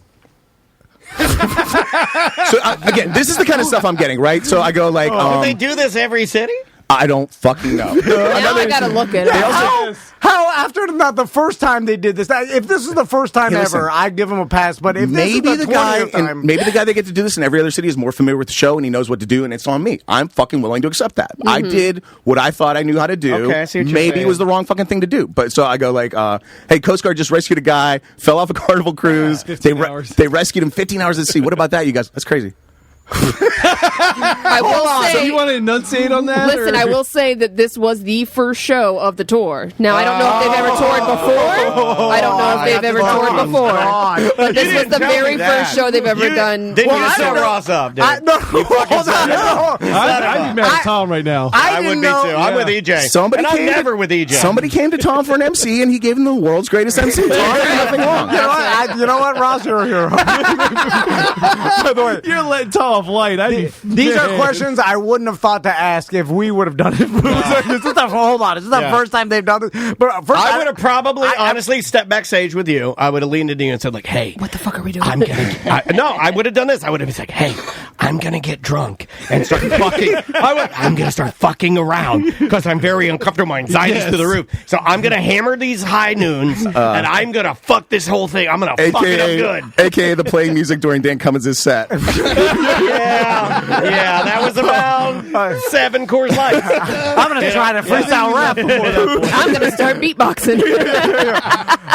So they didn't have an idea of how this was going to go, which is always surprising. Like, wouldn't you think, like, how But is why this is it gonna surprising go? to you now? Because we see it a lot. I know. This is more Right. prevalent than not now. It really is with and I'm not taking a shot. I'm just saying with the people that do more curated video work that go on tour, we hear every one of them, they have no concept of what puts on a live show. It's a different animal. Yes, They're it is, good at yeah. what they do. This is a different animal. Movies and Broadway are not the same thing. They cannot be the same thing. They will never be the same which thing. is weird, though. But these people have seen live shows, so can't you see what's going on the stage and and then mimic that? It's Millions of people see live shows. That doesn't mean they can do one. They don't know what the preparation comes before that too. Just like with stand-up, where like a sitcom actor or a wrestler is like, I'm going to get into stand-up. They've seen it a million times. They think they get up there, and the first dozen times are fucking awful because there's a learning curve to it. Yeah, but you're doing it hopefully in a cafe and 8 people the first dozen or so. Unless you're fucking Mankind and you have a name to sell, and then your first time's in front of a goddamn sold-out La Brea Improv or something, you know? Yeah. By the way, this was their first ever tour. So they're... Wow. And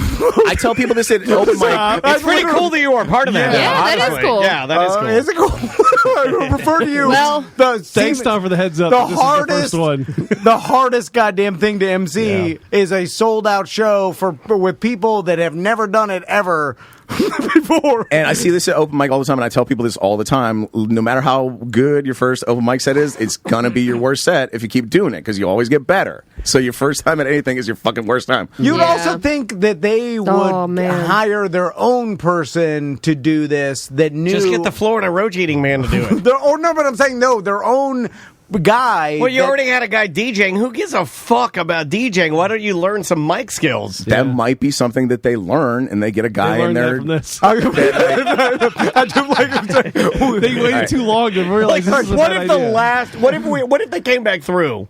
And we just happen to go, and then we see. I'm like, "Is that Ross?" And it's not Ross. It's a guy that looks like Ross. And he's like, and they got a guy up there. He's like, there's a fan of us that looks like our host the first "Hey, time. did you guys see Kanye on Alex Jones? Who saw Kanye on Alex Jones?" And then Andrew's like, "I saw it. No big deal." They like it. They lead into it. If they do come back through, I've done this once before, and I fucked it up, and now I know what to do, what did work. I would watch a ton of their fucking videos, and I would ask them a ton of questions about them fucking selves. Because that's when we later do get to the audience Q&A, when the audience had questions for them about, hey, that video where you lost in the caves, oh yeah, that was fucking cool. Like, they had a bunch of stuff to say about themselves in their videos. So like, that's what I would do if I ever got the chance to do this again. Which is something they should have told you, or lean in and be like, hey, just ask us about all the videos that these people, these 1,500 people have seen before. You know what you do? And this has happened to you and I many times, because we've hosted stuff, certainly not as much as Ross, but we have hosted some weird things where there is a message that needs to get out that we don't control. And what they will do is they will hand you a script. Yeah. They will hand you a piece of paper, and they will say, Tom and Dan, execute this. Right. Yeah, this is what we want you to say. Yeah. And they make it really fucking easy. And you go up there and you, like, the only one we ever did this for was MLS. When we had Rick Scott we had the fucking governor at the time on the stage. We got Buddy Dyer on the stage. They didn't want us to look like we had 3 things we had to fucking say. Yeah. You know, and that was it. Yeah, bring out Nosferatu. That motherfucker looks like... Don't ask him about Medicare fraud. He looks like a vampire. Real life, looking. too. Yeah, this handshake is my a God. horrible handshake. You are horrible handshake. See, I couldn't even agree to do this with no direction. You remember how nervous I was for Carson Kegs? Oh, yeah. Oh my God, I over-prepared like a motherfucker. Well, was that Tom? So putting what you on was the their spot take? again? Well, you left me to do the whole goddamn show. He's drunk backstage like Dan. He's like, I'm going to do what Dan does. She's Tom today. Dan, we're like halfway into this. The audience doesn't hate me yet. Okay, let's talk about.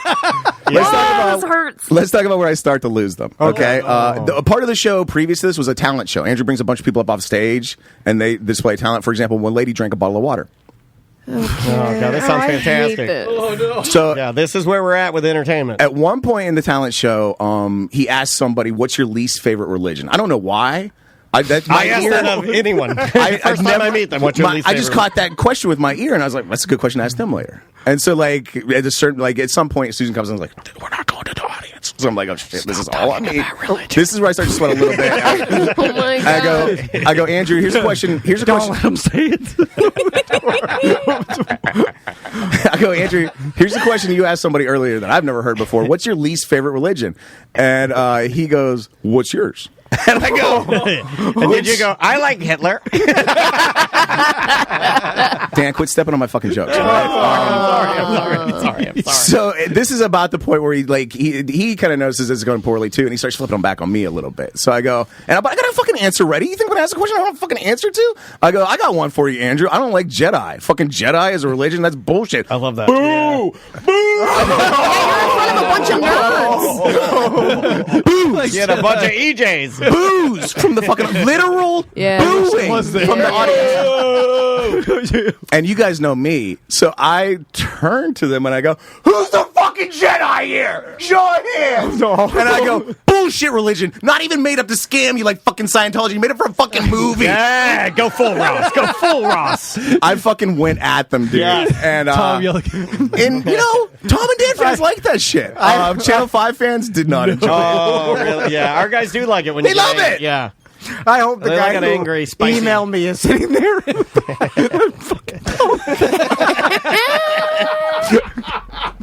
Hey, do you think this is the lowest point? No. Let's keep sinking. Yes. I go, hey, you guys have been on tour for a while. You know what? That might have been later. Okay, anyway, I go, you guys have been on tour for a while. If you had to, right now, the bus stops, you had to pick one city you've been on tour to. I didn't know this was the first stop.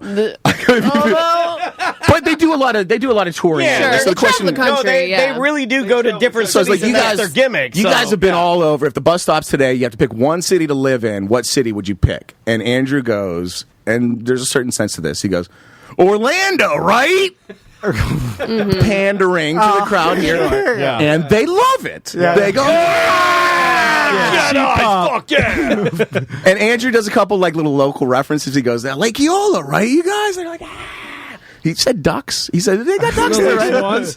We're squeezing past that. That's fine. Great. Thank you. Then he turns to me and he goes, "What about you? Where would you live if you could live?" I was like, "Well, I bought a house in downtown Orlando 20 years ago, and I've been here since then. So I'm gonna say Orlando too." Okay, so Fuck the guy who actually lives here. We like the guy who just says it. he's definitely pandering and lying to us. We love being lied to. I'm almost out of questions. We have been talking for approximately 12 minutes. Oh no! Oh my god! Oh shit! That was the reveal. You scared the shit out of me. 12 minutes. At this point, I have very little left, and it's all the shit that I was at the bottom of my fucking list. You know, so at this point, we'll never get to these. So at this point, Mike Boosie does show up. Yeah! Bill Boosie. He comes up on stage. He's been everywhere lately. He comes up on stage, and for some reason, this energizes Andrew. Andrew gets off his stool, and suddenly he's like pacing around the stage. Yeah, I can't contain myself. He's got juice. Like Boosie there has fucking. Somebody bring a poster board out. Let's get Boosie to shit on this thing. It's fucking. Let's do some shit.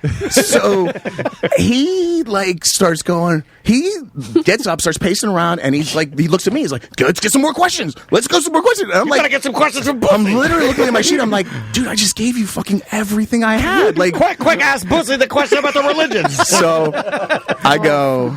All right, this is. I'm so sorry. I had no. It's fine. Checks on the mail. Dude. Checks on the fucking mail. This could have been you, Tom. They run like 190 out, like 190 days out or something when they pay. That's fine. It'll be weed when it gets here. So I go. I know. Who would you like to interview? That's standard. You know, if you could interview anybody, living or dead, this is a pretty standard question. That's a great one. But hacky. Didn't want to do it. I went, if you could be I go, you're stuck with me tonight, but if you could be interviewed by anybody, that's good. Who would you like to be interviewed by?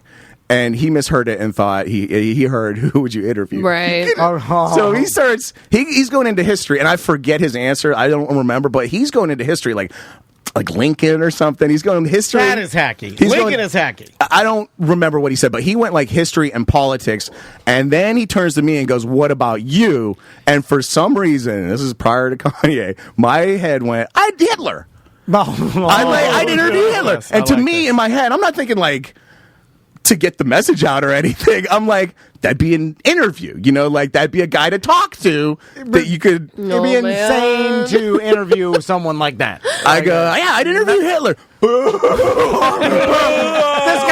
guy likes Hitler. This guy's a Nazi. Yeah, this guy likes Hitler, and he won't let Florida man eat the fucking roaches.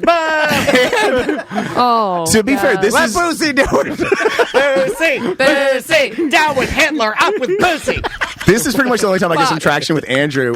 They boo me for Hitler, and I go, what do you guys think I'm going to do, a puff piece on Hitler? It's going to be an attack piece. What the fuck? This guy wants to puff Hitler. I don't know what that means. And for some reason, that made Andrew laugh. He goes, oh, you do an attack piece on Hitler? I'd be like, yeah, I go back to 1938, write it up, and fucking never get in power. I'd save lives, y'all. Boo. Kill lives. Boosie kills people. He's talking about history now. The only question that I got a decent answer out of, check this out. I go, he did one of the videos I watched, he interviews Alex Jones, and this is go watch Channel 5 Live interview of Alex Jones. It's fucking amazing. Alex Jones opens the interview by like screaming like, I killed those kids. I killed all those kids. I killed those Sandy Hook kids myself with my own hands. Like, oh my God, it's fucking crazy. It's fucking amazing. So I go, Andrew, and by the way, fucking Mick and Evan haven't said a fucking word. Yeah. Not a fucking nobody's word. helping you. They're just sitting there staring. So I go, what does Alex Jones smell like? Oh, that's a good question. That's solid. I kind of like That's that. a good solid. And that's question, I right? feel like that's Channel 5 on brand. I feel like Well, that's... you also talk about the whole thing. Yeah, I feel like he smells like bologna and plastic. You gave him a hallway. Yeah. You also asked Here's it. a I'm softball. actually trying to judge this question. You gave him a hallway. You asked it in a way that's funny. And you gave him a way to expound on something that's like a great accomplishment in his career. Yeah, underpitched softball. That's all you need. What does Alex Jones smell like? About like you'd expect. Oh, man. Get the And fuck so out. I'm Fuck not this on guy. him now. Fuck this Choking guy. him at this point. I'm not taking that for an answer. I go, what do you mean? Is it like cigarettes? Is it leather? Is it whiskey? That's what I would expect. You throw in a couple jokes. That's funny. Andrew goes, kind of like barbecue sauce. Great. That was. Hey, listen, we learned Alex Jones smells like barbecue sauce. That's fucking something here tonight, right? I feel like that's not true, and I feel like he made that up. And then, Yeah, of course. But Okay. also, don't you I want to think- know what he actually smells like. The- I bet he smells like decent cologne or Hold good, or on. good deodorant. He has He's sweaty. halitosis and he smells Because like barbecue I also sauce. feel like he gives off a lot of body heat. At this point, just because you See? know, I'm being serious. all these people at House of Blues, the 1,500 people paid a bunch of money to see you. Don't you think you should talk about that YouTube video of like tell it how it started, what happened after, what Yeah. kind of shit What you was got the from it. fallout? Yeah. Like I there was, got contacted by his lawyers. there's probably 20 How minutes about like this? Alex Off Jones the is- air, you guys aren't going to believe this, but off the It's an air, act. Alex Jones is the nicest human being you'd ever meet. Yeah. And this whole Sandy Hook bankruptcy thing is crazy because he doesn't seem to me off the air that he wants to hurt people's feelings, but man, did he. He's just a 90s radio shock jock Yeah. that Right. is doing this shit. Like all that He's stuff. just an exaggerated Glenn Beck that got out of control. I don't know. How You do they know? How does he not know that's what he's supposed to do? In You that guys voice? are just making shit up. Like, it's you're doing it. Like, Yeah, I can you're do right. it. I'm sorry, you were right. I don't It seems like you were asking us, and we're trying to answer Ross, and Ross like, well, this you guys is the didn't shit I even need. do the fucking interview, and you're doing it. I didn't you know know who that is. Ross, me and you could get up on stage. You could ask me these questions. I'll just start guessing. Yeah, and good doing improv, something. bad improv. Because also Yeah. there's something inside of us that's a little different than most of these other guys. And if Ross is brought in to host us, and let's say we were Channel 5, and Ross came in and we hired a local guy to do it, there's no way in hell that I would ever let that person fail. Ever. That's not my thing. That's Yeah. not my goal. 'Cause It's I not feel a responsible. setup. That's why I feel like it's like their bit. It feels like a but I don't setup. know. Maybe Yeah. they're just terrible at Are live they shows. doing the two Absolutely thirds? not. We gotta Okay. see. You don't think Okay. it's a setup? You just- Absolutely not. yeah, We okay. gotta know what happens the next show because now I'm dying to find I out what know. they do. Yeah. Like, where are they going next? go Tampa? Miami? They went down to Miami, and the problem down in Miami was the venue. They sold a bunch of tickets, and then the venue wouldn't let anybody under 21 in. So that was an issue at the next venue. First tour. It's a learning curve for everything. So at a certain point, Susan comes over and he's like, "Hey, wow, we are going to do audience questions." And then, and a U-turn. and then, Anything's better than this. and then We're panicking. at another point, he comes over and he's like, "Hey, he takes my mic." So now, Let me and then you take the person's mic, you walk away. Let me just hold this. They did two shows in Oklahoma City a couple days ago. And then last night they did Dallas, and tonight they're doing Dallas again. We have to find someone that's been to one of these. I know we have a listener that goes. I know we do. There was a couple comics in the audience I can get a hold of for you. Ross, what ended up happening? Did Boosie get up there and start? Yeah, Boosie was on stage for like the last few questions of, and he's just standing there. And again, but it like got Andrew. Let me shit on something. It got Andrew all hyped up where he like, I want to shit. Like the whole time I'm talking to him, he's on his stool, like kind of just staring at the audience. All three of them were just staring at the audience, like kind of like glazed, And I get it. It's first time staring at 1,500 eyeballs staring back at you. It has an effect on you. But Boosie got there and he got all jazzed up for whatever. He likes Boosie, whatever. I see it. It's fine. And then so that once my mic gets there, I'm like, well, not much I can do now. So I just sit there and they do some audience back and forth. You stay on stage with no mic? Yeah. Oh, fuck yeah. I love that. You know what? I want to hug you and fist bump you so hard right now because I would do the same thing. If you're going to take my mic and you hired me to be here, I'm damn sure not leaving the stage until you go, sir. Someone in our chat is going to the one in North Carolina. So we will get, you got to give us a review when you go. Do the talent show, sir. It's super easy. Are you just with your arms crossed? Are your hands in your pockets? We'll get to that in a second. So like the show, they do some Q&A with the audience. They ask like maybe 5 questions, and it's all stuff like, hey, that one video when you guys, what about this? And they like the fucking Nick and Evan chime in, and suddenly they're fucking awake for that. And I guess I do have a problem with those two. Nobody else, just those two. Andrew's fine, and I love Andrew. He's great. Susan, great. Those two, what the fuck were you doing? So. They take a couple questions from the audience. They have some behind the scenes stuff they give them, and it's all it's good. And close out the show. They was like, oh, great. They play some music, and Andrew goes back to his fucking green room, and I fucking leave. Okay. I did go up to Mike Boosie, and I was like, hey, how's it going? Like just to see if he remembered me from that thing. And he's like, hey, can I shit on you? Oh, God. He just goes, how was the show before I got here? I was like, good. It's fine. All right. Now Sam has. Oh no. If you're ever feeling good about yourself, go find a Reddit thread about you. Ever do that. Oh, no. It's always bad. Yeah, I've read a couple things about myself on Reddit. Yeah. I found the Channel 5 Reddit and a couple people who went to the Orlando show and what they thought about the MC of the show. Man. So this is a rare confrontation of the week where that was all from my point of view. Okay, all right. Now, here's what the audience thought. To start the thread, that was such a blast, but that local comedian was really sucking all the air out of the room, especially during the Q&A. Absolutely. It was like he was calculating what the exact wrong thing to say was at every turn. His foot was shaking from nerves as he realized he was crashing, too. It was hard to watch. Andrew and everyone in the talent show were amazingly fun and funny, though. I feel like hiring local artists for some parts of the show is a really good and creative idea, but to hire someone to be in control of the entire interview process may have been a bad idea. It was really uncomfortable to sit through, and I could tell Andrew, Nick, and Evan were all uncomfortable as well. And then this follows up with, Andrew saved his ass. Gum Gang was a nice surprise. I had a feeling he'd bring Gum Gang or Joker Gang. Gum Sounds Gang like Andrew didn't help you at all.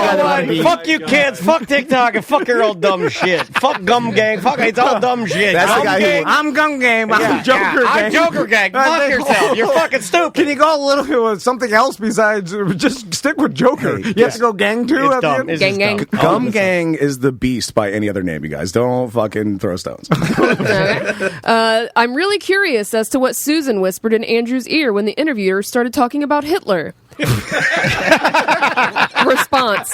Probably something super reasonable like, it would be awesome if we didn't talk about Hitler on stage right now, please. That's pretty funny. It made me so uncomfortable. That's great. What makes Ross has always been talking about Hitler since He can't stop. He does a bit called Jewel or Hitler. Yeah. And again, I took an anti-Hitler stance. I did not go Kanye where like I would, promote his ideas and thoughts. Isn't it crazy though? The lesson here is though that, especially they're going to look at it with lenses of fans of what they like. Correct. And that makes sense. And Absolutely, I don't blame them at all for that. I get this perspective 100%. I get exactly what they're saying, and I know you tried to do a great job. And man, I'm sorry that God. It was super funny, but I'm still sorry about it. But again, this was something that they asked and invited a local person to come do. Yeah. I knew exactly what it was, too. When they asked me or us to do it in the email, I'm like, oh, that would be cool. But, man, I got no interest in that. I'm with my family. And, it was just it was like to host a Q&A and then, so it's them who wanted this. Yeah. So, like, people are shitting on you. It's like, well, I didn't come up with this. They did. The I'm people not going to turn up money to do what I usually I don't know why they did that. Knowing it was their first time doing a live show, I would have asked more. I assumed that this was like a leg in the tour, and they had it all. And the fact, like, I had... The first thing, great. I'm like, I can do that. The second thing, great. I can do. He got to the Q&A thing, and I had questions, but he kept brushing me off, and then made it seem real easy, and made it seem like we'll do most of the lifting. You just kind of like keep us rolling. So I thought, but the fact that it was their first show makes perfect fucking sense. Ross, what a bizarre time to live in, because in 2022, you and we've talked about this before, but you could amass a crazy audience and draw a crazy amount of people for your first ever goddamn live show, which is never in history happened before. It's always been backwards. You start working with 0 people and you fucking grind your way up to that way. Yeah, it's the opposite now. You get the audience online and then you go cut your teeth on the road. Yeah. And then, but that seems insanely backward, right? I wouldn't want to do it. You know, like imagine, like. And they look like the heroes, right? Ross looks like the fucking asshole. Well, but I hate to say it, and I know you say that's bullshit, but unfortunately, that's the way it's supposed to go. But that's who they were. They were all there to see those people. Right. And that's what I'm saying. I completely understand that. Yeah, that's the way it's supposed to fall. They were mostly like young, like teens and like early 20s. It looked like there was a lot of. It was pretty dude heavy. There early was a lot 20s of dudes, dude to it. Early 30s. To get your audience to go too? Is that why they asked you guys? Probably. And they were afraid they weren't going to sell enough tickets. And no, I don't think. No, this was sold out. They just look for podcasts in the area, probably that have like a similar vibe. Comedy. We've got a relationship with House of Blues, and we've talked to them, and then so they just sent an email like, "Hey, you guys want to do this?" Now I'm sure it's because like they're like, "Hey, this guy's got a gigantic audience." He does, and he's super funny. Yeah, they're all I mean, they're all super funny. That's why I hate seeing this guy's making 10 times, 20 times as much as we could even imagine making, multi-millions of dollars. 2.5 million viewers on YouTube. Yeah. I mean, this is multi-million-dollar business. He's doing great. Although now I'm kind of leaning towards it could have been the most brilliant move in the world. Thinking now, I'm sure this wasn't thought out, but if you did think out like, hey, this is our first show. I want to steal this idea, and I want you and I to go on tour where we just hire some comic in the air to come out and host it, and you and I just fuck with him and shit on him the whole time. Or if it goes bad, the audience is going to blame the local guy, even though it's like this is all our fault. Like we're the one that sold the tickets, we're the one that put this together, and we're the one that gave the host zero direction on what to do. Yeah. We know this is going to go bad, or zero help on like any of the questions. Yeah, we'll bring a fall guy on, knowing it's going to go bad, man. so that they attack him, not us, and blame him. I know we got to take a break, but can I ask you guys one thing? Does this have to do with just? And I don't want to be dumb old man on this because I don't feel like this is dumb old man.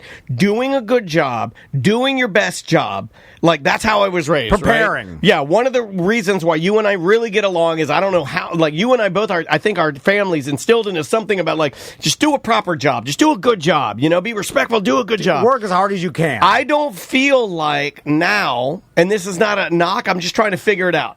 I feel like now the do a good job like is clowned upon. You know, I think you got to be a little loose around. You got to be rough around the edges. You got to be like fly by the seat of your pants. Everything is remember, videos that are scripted are boring. Videos that are real are great, right? So for this to fall apart, for this to be rough around the edges, for this tour to be that way, this is the vibe. You see what I'm saying? It's all a package. It's all a package because I get clowned on for being organized. I get clowned on for doing a good job. I get clowned on. We've made mistakes before, like obviously OLE, but that was an audio mistake. The rest of the show had a plan to it. No, but I'm saying collectively, there is a style of broadcast now. There's a style of entertainment now where it is just It's just a thing. It's just an amoeba. Yeah. There are no fences around it to guide it. There are no pathways. There are no doors. You're interviewing a drunk girl in the street, and some dude just might walk up and interrupt you or steal your fucking mic. Yeah, and it's hard to translate that to a stage and a planned show. It's and that's content that's curated for like weeks, and then they put a bunch of clips together, edited, and they put the best parts. And so it's like when you're on stage, you have to create that in an hour and a half. What you said about second by second. It's what you said about Impulsive, which they know each other. They're buddies.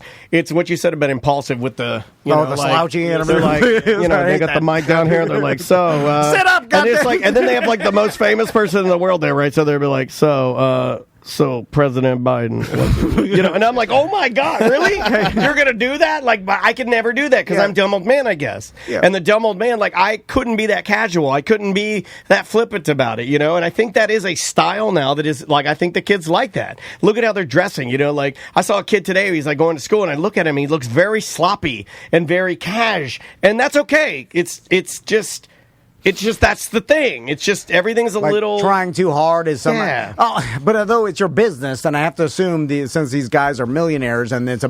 But the vibe is the business. Is what I'm trying to say. Yeah, it's the not care. Yeah. But how do you not get awkward when the things are falling apart on stage? Well, he did, but they didn't. You see what I'm saying? Like he did, but they didn't. Yeah.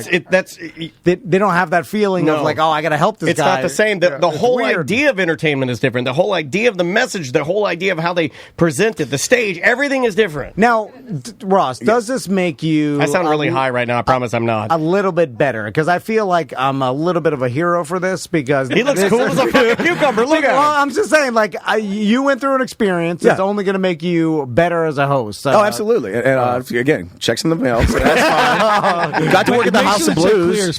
Got to work at the House of Blues. That was fucking fun. Killer venue. And again, some of the best sound in town, in my opinion. Did anyone apologize to you and say, like, hey, sorry we set you up for this? Sorry we didn't give you enough of a heads up of what the hell to do? I don't know that they even noticed. That's what I'm saying. That goes back to what I'm saying. It's the thing. Like, they're like, fuck it. Nice. I think I could have been on a scale from 0 to 10, and it would have been fucking all the same to them. I don't really think I was. Really? I agree with that. I could have. I was one of the stools on stage. I was equipment to them, like basically. Weird. And I still get cold sweats at night thinking what we did to Dan Cummins. I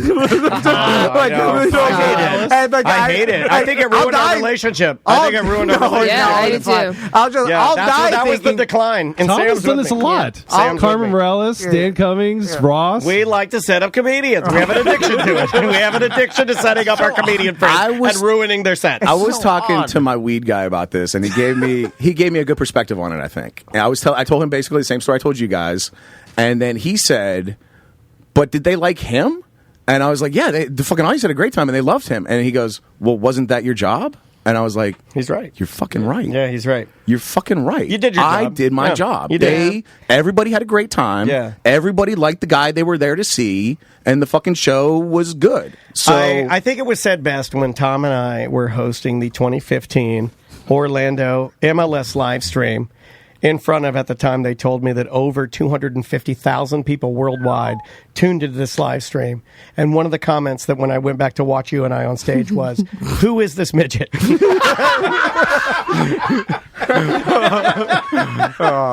You see? Yeah. I'm just saying. Hey, but what was my job? What was my job? I'm sorry for writing You that. know what my job was. You motherfucker. But my job was to usher in. I had a big purple bow tie. You had a purple tie on. I had the tie for you in the bathroom of the Cheyenne Saloon. My shirt was tight. It's a different time. But we did our job. And sometimes you just got to do your fucking job. It could have been worse then. They could have been like, "Who's this midget that won't shut up about Hitler?" Yeah, that's I like Hitler. Okay, we got to take a break. Ross, I'm sorry, but I'm not sorry. We knew you could handle yourself. Look, he got paid. Yeah. It was all good. And more importantly, I got fucking sweet Instagram photos out of it. So you did. that's the important thing. You did. The one with the hands up is good. Yeah, that was good. I'm surprised there wasn't any listener out there at the show. There was. I'm sure there was. There was a couple comics. One of my buddy Shaw Smith came up and did stand up for like 2 minutes. Shaw was there? Yeah, he did. Part of the talent show. Well, I'm he'd just probably saying, give you so much shit after that. Like, I'm surprised. I had no idea about the story, by the way. I had no idea. I thought it went great because we saw the photos. I saw the photos and I go, home fucking run. Yeah. Yeah, I was like, this went great. Honestly, you know what I said to Andrea? I go, look at this guy. And I showed her, and I go, he Ross can is host. killing it. I go, he can fucking host, man. Yeah. And the parts that were about hosting, I did very well. I literally thought in my mind, I'm like, all right, me and Ross are even now. It's clean. Oh, no, slate. you have no idea. This is the new chapter. You just started a whole new chapter. Let's go to break. The name of the artist is Bendingo Fletcher. The name of the song is Strange Encounters. Still a Hitler fan. Yeah, we'll be right back with more. A Mediocre Time with Tom and Dan, 1-844-TOMNDAN. Show at tomanddan.com for emails. Boundary light shone down from the sky and it found me. Took my virginity, took to its flight. Strange encounters of the loving. How are your rubber dicks? Come on. You got any rubber dicks? They don't want that. I don't have any rubber dicks, but if I did, I would purchase them at Fairvilla. Do people still call them rubber dicks? I'm sure some old pop-up says... Goddamn rubber dicks! So, if you're looking for really good stocking stuffers... like a rubber dick? No, not like that. But they've got a bunch of, games and different... Card games, board games. But even, non-salacious things. Yeah, that, just more like... lotions and... oh, you mean just nice body products, whether it's body oils, body glitter, lotions, lingerie, even pajamas. Some gag gifts, some socks. They've got Christmas paper. Crazy socks. Maybe a little naughty. They got a coffee mug that you can both smoke weed out of and enjoy coffee. It's got all kinds of crazy fun stuff. Yeah, just go to Fairvilla Megastore and OBT and walk through. They've got a brand new location in Sanford off Reinhardt Road. That's their newest location. They've got a location in Key West. They've got a location over on the coast. One in Secrets Hideaway in Kissimmee, one in iDrive, many locations, and all of them have great gifts for the holidays. Well, you might want to get your husband or wife something a little sexy for sexy time. You might want to put a little something special under the tree for him. Who knows, But like Tom's right, you don't have to go immediately to the rubber dicks. I mean, they got lingerie, they got stockings, they've got pajamas, robes. That robe that they brought in this past week, I'd love a robe. My wife, if Andrew right now gave me a nice robe, I'd be like, hell yeah, this is dope. And you could be modest and walk into Fairvilla. It's very shopper-friendly, where it's not... if you've never been to Fairville, I'm telling you, just walk inside. You're like, know. Oh, okay, you'd never know that it was an adult wellness store. Like on the mega store, you go up to the second floor, go to the back room. There's like a section you're like, this is a little more aggressive. Right. But on the first floor, it's all costumes.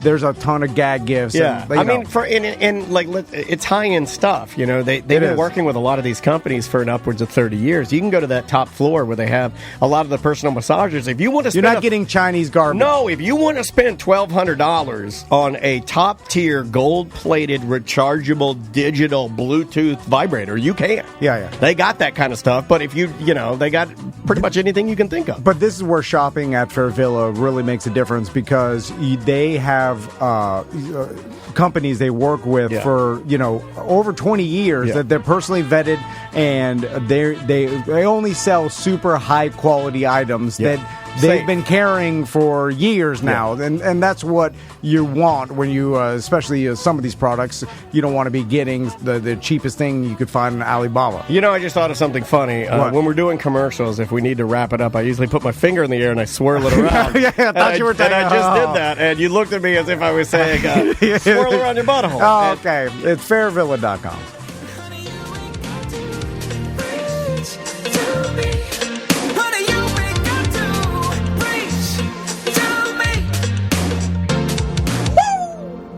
Welcome back to Mediocre Time with Tom and Dan. I am Dan. I'm Tom. That was a good woo.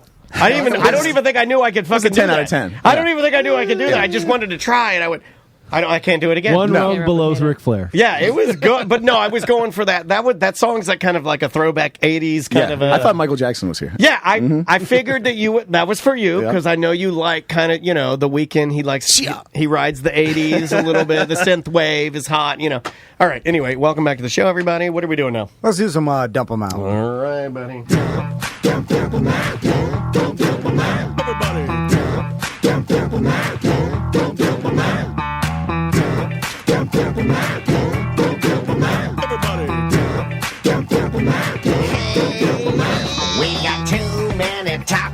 the list today. It's the end of the motherfucking show. So come on, baby, let's dump them out and play. I wanna see your topics. Ooh, I wanna also see your bottomics. Dump them out, dump them out. Everybody, dump them out, dump them out. Dump 'em Out, brought to you by TomandDanWateringHoles.com. That's all our bar and brewery partners. We've got a la carte Orlando, right near the studio by OIA. Yeah, man. OIA? You mean Executive Airport? I mean Executive Airport. Different airport.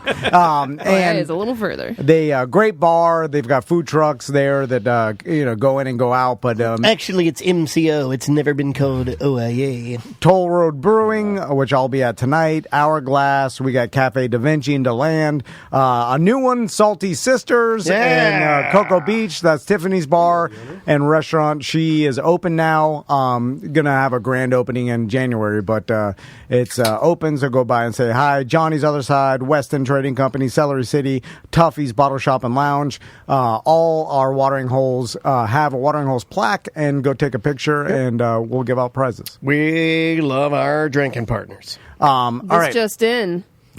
Liver King has admitted he used steroids. Oh, he admitted it now. Yeah, everybody called him on it, then he admitted it. He should have never. That's his whole bit, right? He's obviously on steroids. Everybody knows it just by looking at him. Yeah, you cannot get that but body. What I was thinking last night, though, as I was going to bed, because I saw it kind of unfolding on social media, I was like, well, does he?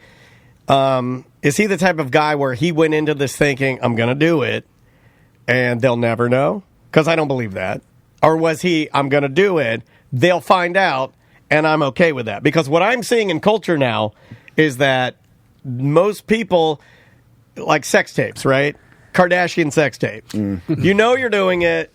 It's fine. You know, ends just by the means is what you're saying? That, though. That's publicly. Me off. Yeah, but I'm just saying, Liver King didn't go into this saying, I'm going to do it, and they'll never know I'm on steroids. I think he went into it knowing. Well, now I think he's smart enough to go into it knowing they're going to get me. Hold on. Now, after Ross just told that story, I'm thinking these YouTubers don't know shit for shit. Well, may not have a long-term plan, and they may, you know what? I hate to say it, but I think you just flipped me. So Liver King, and by the way, forget everything I just said. Yeah, they don't know shit for shit.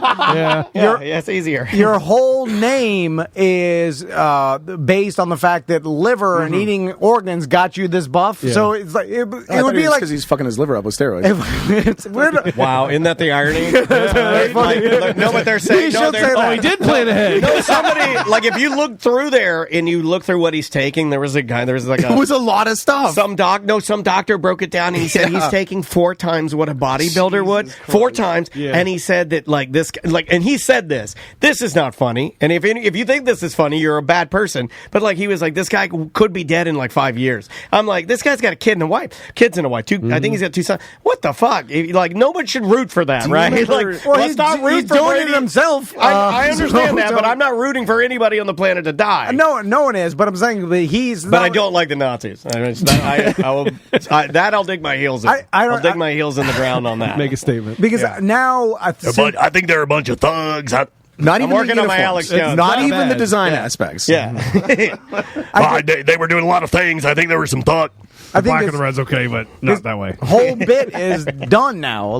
Because that was his whole bit. We're watching a lot of bits go down the drain lately. He changed his name to Steroid King, and he's fucking good to go. Is he though? I don't know. Because now I do feel like he should be able to do the steroids.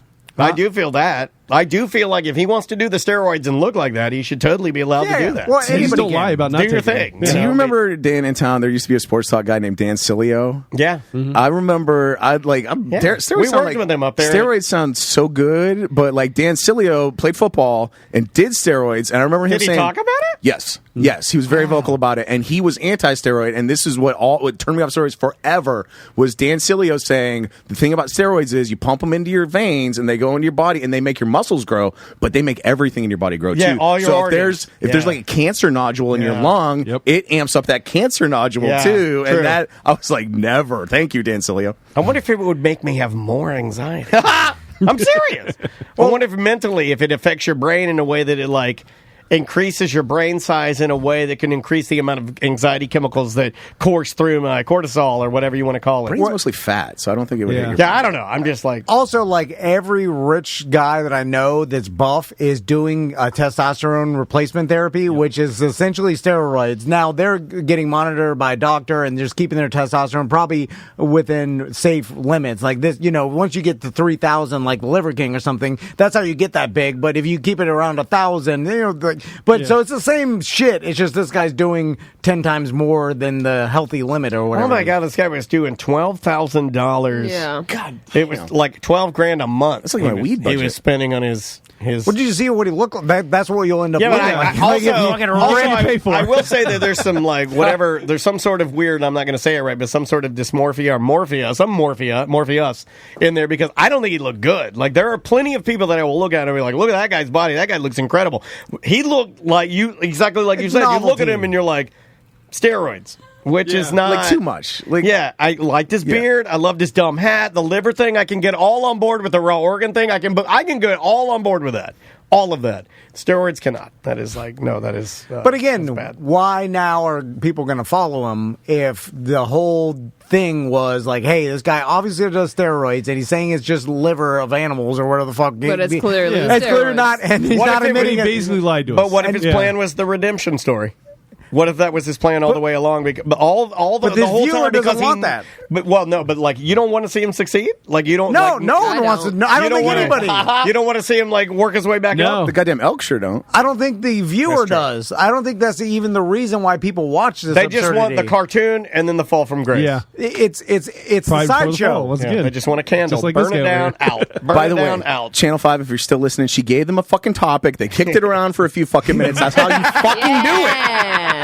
That's how it's fucking done. Bitter at all. I am fascinated I'll take that. with how much money has Liver King made off his fame. Somebody added it up. All the YouTubers are exposing him. That's another thing too. Is I'm obsessed with watching these YouTubers. He was pretty well off before. My new thing what was he now. selling? When they smell blood in the water. I like YouTubers exposing other YouTubers. Oh, it's the best. Oh, it's the best thing in the world. God. Yeah. Come over tomorrow. We'll watch it. Like It doesn't seem to do anything, right? No, but it's old school radio wars times a million times. You called this, dude. This is your theory.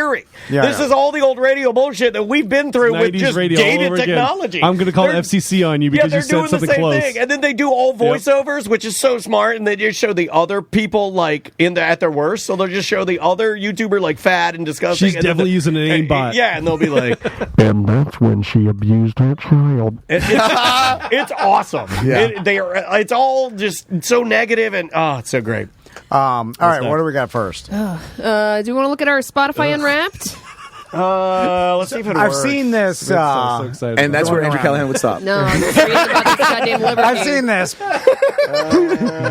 Hold on, can I do it? What do you got next, guy I've never met before? It's not for loading. our first show. Next. It's not loading. Odd decision for our first goddamn show. Is guy I had never met before. Who knows nothing about our Definitely not a fan of our show. Hosting the entire thing. Yeah. It was. I'm sorry, Sam. It was actually really odd because like people kept showing up who they clearly knew, and I was like, why didn't they get this guy to do it? Get Boosie to do it. Me, the guy who was doing the job. I was like, why didn't they get this guy to do this? It's weird. The guy who's not talking. That's why I'm saying, I don't know. It screams of like setup to me. But so we talked about your UFOs, right? Yeah. Is there any more to that? Sorry, okay. Seth and Key West. What is it? Why is that on no. there? Well, I'll try to. We're going to try to talk to him on Monday. Just do for a the BDM teaser, show. then. Just give a little teaser. Well, okay. Well, the teaser is he texts me a picture of his boat that he's putting in the water. He's like, I took my boat to Key West, which I laugh because we bullied him into driving it 8 fucking hours. Remember, I told him to do it on the boat, or did he trailer it down? He trailered it. Oh, I told him he should do it. That's I said, better, man. though. And then I kind of did the thing where I go like I looked at him and I said, pfft. And then I looked at you and I go, he uses his boat. Yeah. See what I did there? Yeah. So he trailered deflection. 8.5 hours down there, and he's putting in the water, and he's like, I put in the water, battery's dead. So then I'm like, I had to turn the switch. I'm like, did you turn the switch? He's like, well, the people that installed, he put like a $10,000 stereo system, like with the the speakers, waterproof. the speakers that point towards the rack. wakeboarder. The wakeboarder rack. That it's on like the fixed ski tower, bimini top, the hard top. Anyway, they didn't turn off, so his boat was dead. So then I was like, he had to jump and all the shit. So I was like, well, where are you going to go, while you're down there? And because I'm thinking, because he's down there, Tracy's down there, and like he's Seth Petrozelli, beat up Kimbo Slight. Like he's kind of a celebrity. Some people know him, right? And then they do. Yeah. In the fight community, he's like a legend there, now. Yeah, especially if we were just pink hair. Yeah. If he and now, how long? Any before 40-year-old rich, any 45-year-old rich guy knows about the guy who beat up Kimbo Slight. Yeah. And I was like, if you're me, if you're Rich Daniel with a boat, you know. Who he is. Especially that area too, because Kimbo's from that area. And he trailered his $125,000 boat, which, by the way, is essentially a bow rider ski boat, right? It's like, it's more of like a wakeboarding because it's got the ballast that you can fill up, right? I don't know if it has that. I thought he had the one that you can fill with water to make the wake crazy. It may have that. I think he could wake surf. Wake surf. That's I know he paid extra for the kite hooks. and I forgot about that. It's only been an hour. It's a brand new boat. Anyways, I'm like, what are you going to do? Because I'm thinking he's going to go to, there's a sandbar down there that the rich guys go to. All them fucking it's rich guy sandbar. Pitbull shows up and every rich guy has a bunch of girls and they all pull up and it's all a dick out. It's a dick out competition. Like, look at my boat. I'm rich. I got a hot girlfriend. All that shit. It's Key West. Everybody's stinking fucking rich, right? I know Key West. It is. And no one, like Miami, you'll get some poros that will, because there's some poor parts of Miami, you can get your boat out to the sandbar. But down in Key West, like no one's driving 4 hours from Miami to go. It's too expensive. Anyway, he's like, well, my brother's with me. I want to go for some fishing. We're going to do some fishing. I'm like, you're fishing? You're going to that. Maybe on yours. Like you have an all-purpose boat. I'm like, do you know when you catch an ocean fish, it starts shitting everywhere? Like, it's bleeding. Like, you're going to catch a goddamn fish. You're covered in blood in the back of the boat? Yeah, the floor is carpet. Like, you have nice ass. This is a six-figure boat. Everybody in the chat says you're absolutely incorrect about Key West. What, really? Yeah. They said, what the fuck is Tom talking about? He's incorrect. Yeah, there's a bunch of scuzzos. That's Miami, Tom, not Key West. Key West. There's a bunch of poor They're people. saying it's a bunch of, like, dirtbags. Where do they live? Have you seen? How do you afford to live in Key West? Every house is live on boats. Over $1 million bucks on the edge of Key West, in the center there, where there's that little city center. There's a lot of scuzzos. But that's the thing. But if you're Seth and you're going down there with your hot girlfriend in a bikini and you're taking your boat out, are you going fishing with the poros, or are you going to the goddamn sandbar? I've never been to Key West, so I have showing off. I love Key West. It was Key West. I went for spring break. Key West is dope. And also, you don't have a fishing boat. Where are you gonna put the fishing poles to the goddamn speakers of your? You'd have to leave them start trolling for mine. He's not going marlin fishing. Like back there, like empty the ballast. Trolling for mine. What the hell are you doing? I'm absolutely against fishing in that boat. Like that's like horrible if he does. Anyway, I laughed. Anyway, we'll see what happens on Monday because I just assume you go out there for a reason to show off, right? You don't go down fishing? Go in your ski boat? Go to the reef and swim in the reef. Honestly, I think he just wanted to take his boat down there to one-up you, maybe. Well, you could do that shit. You don't have to drive 8 hours to the Key West. Yeah, but he loves the competition, He has no friends. So, I don't know. Is that mean? Like, I mean, it's true. Tom, I'm just saying. I'm just saying. I think he did it a little bit. I think maybe we had a little bit to do with it. And I think he went down there with He's zero doing plan. It for the gram, so he could take pictures. Probably, I know my boat in Key West. With a hot girlfriend and then his he'll come back with a story about Ross did. Don't you? So he's really not even doing it for anything other than just to do it. But you're taking pictures of the party and the hangout, and are you taking pictures of you out there with the fishing pole in the back of your boat? No. So he catches one. Yeah. He'll do the that's it. Hold the fish. Maybe he's about to break up with his girlfriend and he needs that pick for Tinder. Oh man, he hold the fish, bleeding all over the carpet of his boat. Does he have carpet on his boat? It's a goddamn wakeboard. It's a ski boat. Yeah, I would think they'd have something for your feet. Oh, anyway, so like Tom's, you could do that. When we went on even that, it wouldn't be ideal. When he went on the Tom's, you could float on a sea of fish blood in it wouldn't make a difference. We went on the White Claw fishing boat. It's a center console utility fishing boat that's made for fishing. Yeah. It's like a goddamn wakeboard boat. Anyway. What else we got? Tom, I don't know if you still listen to this guy. I was listening to Adam Carolla maybe a month or two ago, and for some reason they started talking about Kimbo Slice. And for some reason, Carolla was like, "Who did Kimbo ever fight in the UFC?" And they started getting into Kimbo's UFC career. And he's like, "Who beat Kimbo in the UFC?" And then they talk for like a half hour. And every time they bring up Kimbo Slice, I'm like, "Oh, he's gonna talk about Seth." And they kept talking about it. And finally, his producer got him like the list of people who beat Kimbo Slice in the UFC. And he goes, "Okay, Johnny Devine and some other guy." Oh man! It made me laugh so fucking hard. It made me laugh so fucking hard. Thank you for that. He was the guy that ruined the career. Correct. Can you PayPal Ross $100? Thank you so much. I appreciate that. Oh my god, that makes me so happy. It was good. All right. What else we New got? math. Oh, okay. I'll ask Ross about this. So, I've been doing this thing with my sons where they'll take a shower while they're showering. Hey, you guys thinking about Sam in there? God damn. Ross, you're the best. I'll Best in the game. I'll sit on the toilet and then I'll give them You have a weird life, man. with clothes on. No, with clothes. Either way. Dude, that's gross. Don't sit You're on the too toilet old with for clothes that. on. Why are you in there? Why you got duty? Now you got doo-doo pants. Yeah. Don't put your clothes on the toilet, dude. The What lid fuck's is wrong with you? down. But I'm just there's nowhere else to sit. What are you, my mom on the sunrail? And I read them Comic books. No, quiz So questions. Spotter mine is swinging. And then I give them a little treat if they get it right. Cheese balls. Like a cheese ball. Yeah, remember the cheese Yeah, ball. I remember the cheese balls. I think this is the most inappropriate. This is redneck. You're supposed to be washing your admitting body. the stuff, You're not Boundaries. supposed to be eating in the fucking shower like a goddamn animal. And then there's a little cheese ball. Like some will get mushy and fall on the ground. Cheese ball fell on my penis. And so I'll do Crazy. and I'll just That's practice insane. spelling with them. Or now it's like multiplication. Like Tommy's getting into hardcore multiplication problems. I didn't know we were going with that. There's too much of a pause after hardcore. So I'm asking him like it's like 8 times 6, like the easy ones. He's like getting it, no problem. So then I'm like, well, let's go harder. Like what? Like All right, Mr. Cheese Ball. so I'm asking. Quiz, hot shot. Just out of curiosity, where does your mental calculation table? Yeah, I want to see tap this. out? Where's Like, this how- up? Do you got 9 times 9 in your heart? Well, yeah, I got that. I got it. 11 times 11? Yeah. What is it? Yeah. What is it? It involves a 1. If you give me a piece of paper, that's the thing. Right, So, yeah. So I Get that go. paper in the shower, motherfucker. I go, what's 22 times 17, right? Which I can't fucking do off the top of my head. I need a Right. piece of paper. Yeah. Old math, right? So you do 22, put the 17 under, you do the 1, the 0 under. Yeah. And then carry the 1 at the thing. I just asked The one sir. and the thing.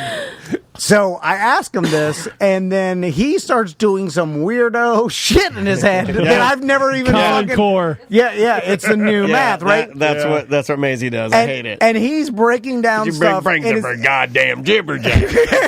and then I'm like watching him do this, like Rain Man. Look who we have here, goddamn druid. Yeah, 22 times 10 is 220, and then Yeah, plus it's 10 plus 13. Yeah. There's a lot of addition in there in the middle of it. That's And what then, they do. Yeah. and then he fucking comes up with the answer, and it blew my goddamn mind. It blew me off the toilet. I couldn't believe it. I ran out and told Crystal that we have goddamn. Our son's magic. He's a goddamn genius. Baby, we're going to Vegas. He's gonna count cards. We got Bobby Fischer in here. Like he did this shit, and I showed him how I did it on the goddamn glass of the shower. Right. By the way, which you could Classy see, house. you could see through the glass soapy butt, which is odd. Don't look at your mom, but just look at the denominator. Look at the denominator. And I'm showing him how I do it, and I'm like, this seems easier. Let and me he's see like, here. 3 times 6. Carry the 4. Your mom's bush. Eureka! and then he starts loosely explaining what the fuck he's doing in his head, and I'm like, well, my way seems easier than your convoluted. But that's just because you I know, learned it that way. dumb old man. Now, I don't know if you remember, but back in the day when I was learning multiplication, I used to do it Tommy's way. and then my teacher beat it out of me because you had to show your fucking work. Remember that shit? Show your work. How do I know you didn't use a calculator? Show your work. That shit fucking ruined math. What if you're stuck on a deserted island? You don't have a calculator there. May got graded down this week for not showing her work. Bullshit. And she cried. She was sad. Bullshit. She was pretty bummed Put me in out. a room and fucking ask me the same question. I was yelling at her, to be fair. EJ, I was like, what the fuck? I like your what if you're stuck on a deserted island argument. That's what my math teacher used to say all the time. As if I'm going to be doing hard calculation of 22 times 17. Right. I'm just nailing shit to make it. Plus, I could do that shit in the sand. Where the water, I can shit in the sand, too. No, I'm just saying, you can write it in My my UC does frequently. Anyway, what's next? Jagermeister. Yeah, where are we at on Jagermeister? I mean, it's there. Okay, are we I don't go to bars enough to see if people are so still next ordering week, it. So I figured everybody would have the you're going same to a bar idea. tonight. Next week, They don't have liquor. Yeah, and it's a brewery. I'm drinking beers. I want to do a new bit. Next week, I want us to pick out old school shots. Okay. And we're going to do them, like, just to start the show. You know, hopefully at some point we'll have it sponsored. All right. Like Okay. If it's Fireball. really cold, Like Jaeger's God not that bless bad. Rebecca Creek. Oh, I miss you, baby. Come back to me. But like, yeah, I want to do one and just talk about it. I mean, I want to know the history of it, what the fuck it is. Do people still drink it? Like a Bad town calls or ones? something Like, like that? yeah, The original thing was like a digestive. Are sales down though? Is my point. yes, I mean, I would assume so. I don't think it's as popular. Like in 2003, it was the height of Jagerbomb, right? Oh, yeah, you know, for sure. that's what At Miami, that was crazy. Yeah. I remember. And that's Jaeger what, that, Red Bull. That was a go-to Right. shot. I don't know what's a go-to Jaeger shot Red right Bull now. right now sounds horrifying to me. Correct. Like bone like chili. Cool. Like, what's a 25-year-old go-to We shot? gotta ask Seth's girlfriend. I don't know. Yeah, exactly. Yeah. No, that's good. She's fishing right now. I don't think they're actually fishing. What is on your I will never drink it again list? I have. Goldschlager. I went out with Scott, the bartender, one time, and we went to Whiskey Hypnotic. Lou's. We went to Whiskey Lou's, and he's vodka. like, "Hey, let me buy you a drink." And I was like, "I'm drinking whatever you're drinking." He's like, "No, you don't want to drink like me." And I was like, "No, give me whatever you're drinking." And he got like a fucking plastic takeout glass of Sambuca. And Oh my God, Sambuca. is fucking poison. Haven't It is drank that since I was the like fucking worst. 21-year-old or something. I don't remember. I don't think I've ever had it. Malort? It's like licorice. Black licorice. Yeah. Okay, that's like Malort. That's like Malort. Yeah. Mine gross, was too. hypnotic. I was doing a lot of hypnotics. Hulks? Wasn't there like a Hulk-related drink with hypnotic? Incredible Hulk. Yeah. And then so I was drinking these Incredible Hulks or some kind of bullshit. Yeah. I was at the Amway, the old Amway. I was at an arena football Hall of Fame induction for Barry Wagner. No, your buddy smoking a joint with the John Gruden. John Gruden. I was at John Gruden's Hall of Fame induction. Proudest night of his life. The Arena Football Hall of Was Fame. it John or Jay? I was drinking. Jay. I was It was drinking Jay, yeah. Incredible Hulks, and my bartender was Black Bean's mom. That's the last time. How do you remember that? I don't know. My memory's coming back, man. Yeah, I'm cool. telling you. And I drank a ton of them. She's very sweet, and she gave me a bunch of drinks. And then I went home, and I barfed blue every. Yeah. Oh man. Yeah. And that was it. It was like I never. Never I was like again, never yeah. again. Nothing's worse And- than throwing up gold flakes in your toilet. Yeah. Goldschlager. Never again. What does that God, taste there were like? So many people. It's very cinnamony, very close to like a fireball. Yeah. Oh my god. Oh, it's bad. Let's do one more. All right. We want to do beer tub guys? No. What do you want to do off Let's this do list? Metallica Load Okay. and Reloaded. Did you guys those album covers? Do you guys know what those are? I don't. It's Chiz, right? It's Chiz, Yeah. and I didn't know that. What I thought are it was Fire and Lava. I didn't even look at it. I don't And even know then what I'm they look like. scrolling through Reddit, and Maisie comes up to me, he's talking to me, and I start reading something, and she's talking to me, and I'm like blocking her out because I was horrified to read that there's this artist, I forget the guy's name. I tried to commit it to memory, but obviously I can only remember dumb things. Picasso. No. Semen and Blood. Yeah, it's called Semen and Blood. So the guy, Andre Serrano. Yeah, Andre Serrano. And he mixed blood and semen. And if you look at the Load cover, that's what that is. And Reloaded is another one that he did that's like blood and urine, I think. Or semen and urine. Oh. What does And it look like? It just looks like lava. It looks like jizz against a red background. Yeah, his most Yeah. famous, one of his most famous art pieces that got vandalized because of Christians, it's called Piss Christ. Oh, and what yeah. he took a jar of piss and he put the crucifix in it. And the way he photographed it, honestly, and he even said this, it's a beautiful photo of a crucifix. If you didn't know that it was piss, you'd never know it was piss. You'd just be like, oh my God, is that Key West? Can I dive that? You know, like, it's like, but it's Piss Christ. Anyway, when I found that out, I stood stunned as my daughter's like, Daddy. And I'm just sitting there stunned about the Metallica loadout. I didn't know that it was jizz. I always thought it was lava. When did that come out? I want to say it was like I'll pull it up. I want to say I like heard Kurt Loder talking about it. So like, let's talk about that. Kurt Loder. What's the irony?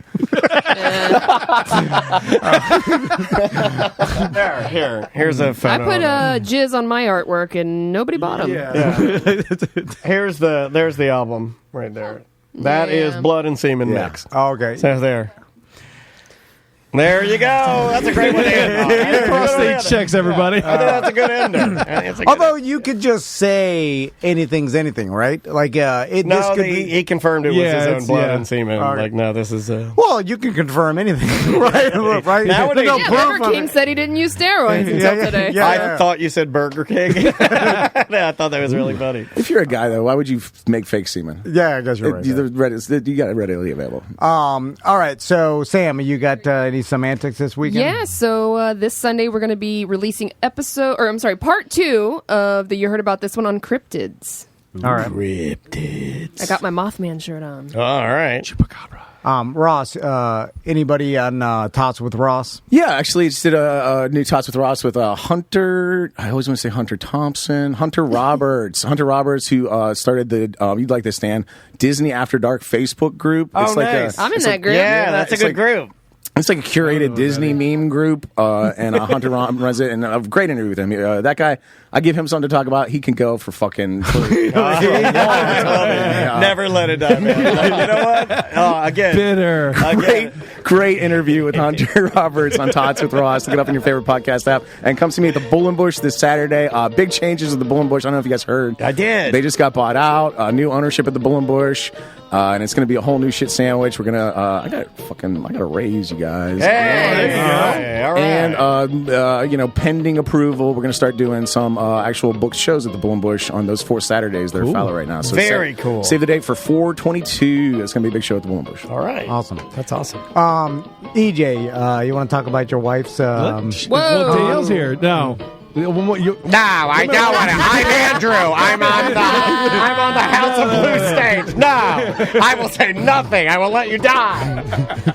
Well, wife's here, so you want to talk to her instead? Yeah. Does she have a microphone? Yeah, I'll give her a Does microphone. she want to talk? She doesn't want to talk. You know what? You are the worst, man. You're the worst. God, I wish I would have requested. I wish I would have sent you the email. Imagine EJ burning dates. March 18th. March 18th, 2023 at Avanti Palms Resorts. Go to mystic-con.com. I knew I should ask Sam. Samantha's Just asking. You get a table. Yeah. I'm splitting one with Her and Erica Bohm are going to be there for sure. All right. By the way, I was just on Eric Pabone's podcast, Masters of the Cinematic Universe, and we covered The Big Lebowski. So I was trying to figure out who Erica Bone was. I was like, Erica Bone. I thought I said Erica Bone. Did I say it? Oh, no, but it sounds like Erica. I didn't enunciate. Erica Bone. All right, guys. We will see you on Monday. Oh, wait a minute. I can't publish that. It's mediocre.